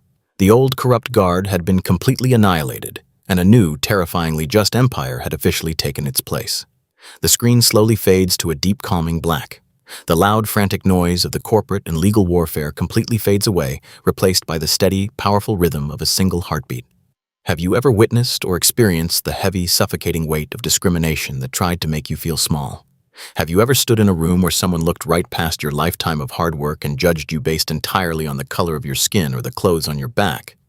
They expect us to remain silent. They expect us to shrink into the shadows and simply accept the unfair boundaries they built to keep us out. But you know the absolute truth. You know the immense quiet power that lives deep inside your soul. Do not let them silence your story. We want to hear your voice. Share your personal experiences of overcoming prejudice and systemic gatekeeping in the comments below. We read every single one of your stories because your incredible courage is the exact foundation that changes the world. And if you truly believe in the absolute power of systemic justice, if you want to see more untold stories where quiet dignity transforms into lasting monumental change, then subscribe to our channel. Join this powerful community.